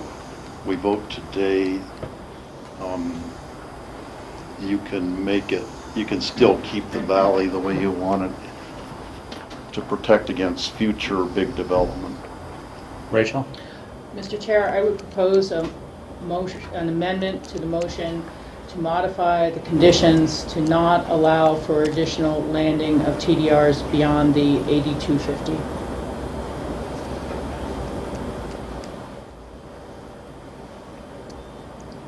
I'm not going to amend my motion. Well, I'm not going to accept it. No. Well, somebody has to second it, and then we'd vote on whether to amend your motion, but it's not a friendly, according to the maker of the motion. I'll second that. I just believe it's likely, George, that this resolution is going to pass, and I think that it should be modified to not allow the landing of the additional TDR if it is going to pass. If it fails, then the amendment won't have done your motion any harm. I mean, if the main motion fails, the fact that we amended it won't make any difference. But if it passes, as you made the motion to approve right now, the full 13.5 is what you've made a motion to approve, and if it passes. So, okay, I'm sorry. So your amendment is to limit the house size to 8,250. And not allow additional TDRs to be landed there. But it doesn't change the building envelope at this point. Correct. You need to approve that as well as the seconder. No, we vote on the amendment. It's not a friendly amendment. We vote as to whether the motion will be amended. Well, let me just comment on it. Yeah. The TDRs, I mean, according to the applicant, 46% of the house is underground. So 6,000 plus feet is undergrounded and not visible. And I think we have the drawing up above here, not visible at all. So of all the kind of TDR applications, this seems to me the least impacted that you could have. And on top of that, you get automobiles out of the environment there. So I can understand a prejudice against large houses, but in this case, the effect of adding TDRs here is to add them underground and to make them invisible and yet still consume TDRs. So you have invisible TDRs, you've used up your TDRs underground. Why isn't this, why isn't that something you'd want? I personally can't understand it. I agree 100%. I think this is a good receiver site, but people may not see it as a receiver site. So we have an amendment and a second to the amendment on the floor. Any further discussion on that amendment? We're not voting on the Main motion. main motion. We're voting on an amendment to Yeah. the motion. Well, to defend my amendment, there will still be 8,250 square foot available to this house for whatever design we see now or potential redesign. And should the parties decide that they still would like a 3,000 square foot carport underground, they could choose to build that underground and only have 5,000 some odd square feet above ground. We're not voting on their final house design. They have an ability to change it and to modify if they would like those cars out of sight. I think that the evidence we know from the Aspen Area Community Plan and our own affordable housing codes is that the more square footage, the more intensity of employees, of use and activity on the site, to my mind, inducing more people into the hazard area. And so that is why I've made the motion to limit the square footage to 8,250 and not receive TDRs. George? Again, I'll just reiterate, this is a constrained site. And we had a constrained site on Snowmass Creek Road that did not involve TDRs, but in that constrained site, we actually lowered the original approval for the FAR because it was a constrained site. We visited it and we determined 5750 was not, even though by right, it just wasn't feasible for that site. And so we lowered that by almost by half. So there are places where TDRs and house sizes are just not compatible with the land. And regardless of how that TDR may be used, again, these are just two options that are drawn by the architect. It doesn't mean that the top design cannot be incorporated into the 8250 at all. This is just what we have been presented. So we could vote on that and see where it goes because my original motion I thought gave us the ability to weigh in on two different issues. One was the TDR receiver site and the other in terms of the actual location, which we have some disagreement. But I'm comfortable with moving this motion ahead and see where we go. And then I could always pose another motion. I support the amendment, and then we can look at the main body. But I'd like to at least clear that element out. So we have a amendment, a second to the amendment. We've had discussion. Any further discussion? So voting on the amendment to the motion. All those in favor say aye. Aye. All those oppose? Oppose. So now we have a motion on the floor with an amendment. Any further discussion? What was the vote? 3-2. 3-2. 3-2 in favor of the amendment, pulling the TDRs okay, off so of the motion. Off of the main body of the motion. Off of the main body of the motion. Okay, so that. So now there's a motion on the floor with an amendment. The unfriendly amendment passed. Well, So I'll withdraw my motion. Well, you can't withdraw the motion. It Okay. belongs to the floor once you've Okay. made it. Okay. But the motion, to recap, is this resolution as presented, which allows the building of an 8250 home on the original location as proposed by the Celestial applicants. That's what the main body, and as modified with these small conditions in the back. That's what we will be voting on now. So 8250 at the Celestial proposed location. Okay. Steve? I move to amend the motion to require that the house be moved further to the north to remove it farther from the red zone. And I'm thinking on the order of 20 or 30 feet, but it depends on a topography thing. So you're asking the motion maker to amend his motion, and if not, then you can get a second. Is that the way it works? Just making sure I got this right. So you're asking for the maker of the motion to make an amendment as a friendly amendment. I'm not going to do that. So now is there a second to that amendment? I'm not going to second it either, Steve. I understand what you're trying to do, but I think for me the location that makes sense is the lower northern location that has been identified as far out of that blue zone and below the blue and the red zone as possible. I will be voting against the main motion, and if it fails, then the applicants would have an opportunity to come back and present a home site somewhere else on this constrained site. I don't think a denial of this application would represent a takings. I still think there would be considerable reasonable use of the property and certainly considerable value left in the property. Is there a second to that motion to amend? There's no second. The motion to amend dies. And we have a motion on the floor. Any further discussion? Seeing none, I will call the question.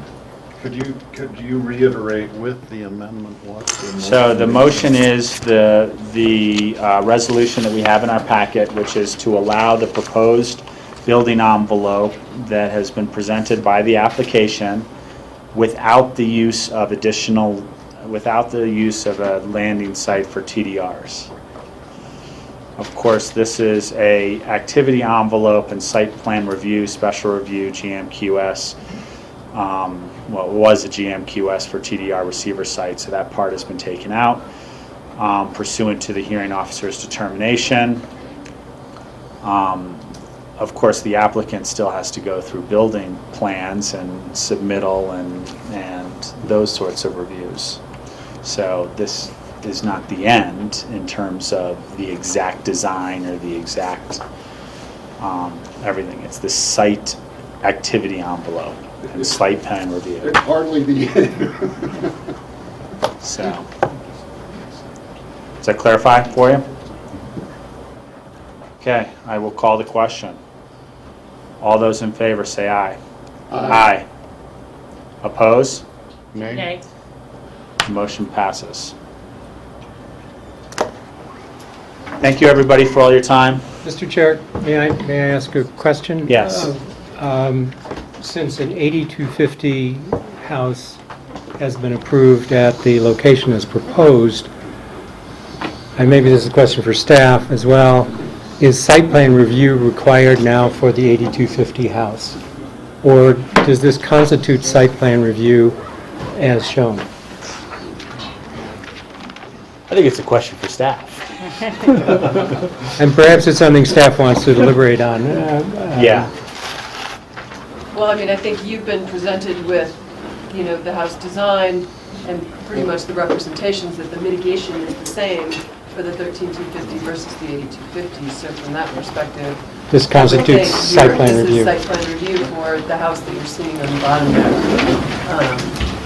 Although, Unless they want to come back with some Something different. modifications. Right, unless they modify That what would has have been to be represented approved up by to us, this I point. suppose. yeah, and Which would be a change to their site plan review, which I'm not sure the extent of these, but condition 3, it says, prior to submission of any building permit application, the applicant shall be required to submit for approval by the county attorney development department a site plan meeting the requirements of section 2-30-20 of the Pickens County Land Use Code and section 2.1.12 of the Pickens County Application Manual. The applicant shall amend the site plan to eliminate development on slopes in excess of 45%. So there are some site plan elements. Thank you, that's understandable. And that's Yes. right, that's Okay. basically the submission of the site plan on Mylar for recordation, not Okay. a full further Well, review and of it all by the staff. mitigation maintenance plan and other requirements And then- should be submitted. Right, and I guess just a question for you all in terms of revising the resolution. Are you comfortable that that's a revision that just comes back to Rob for signature, or is that something you wanted to direct us to bring back a revised resolution with additional findings based on your denial of the use of the TDRs? I would take the attorney's advice on how you should proceed with that. I think as long as the attorney looks it over and says that it's representative of what our intent was here. We can do that, and if there's an issue, we'll bring it to the board. Rob, may I say one other thing? Yeah. I want to echo Rachel Richards' statement earlier that, you know, it's always difficult when you're in a hearing process with people that you know.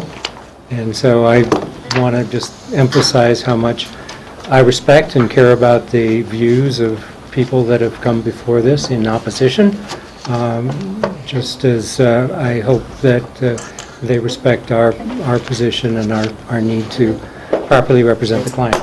And I think that stands for all of us up here as elected officials as well, or at least for Thank you. me, I'll say. Okay, just before everybody leaves, I'm going to adjourn the special meeting. I'll take a motion to adjourn.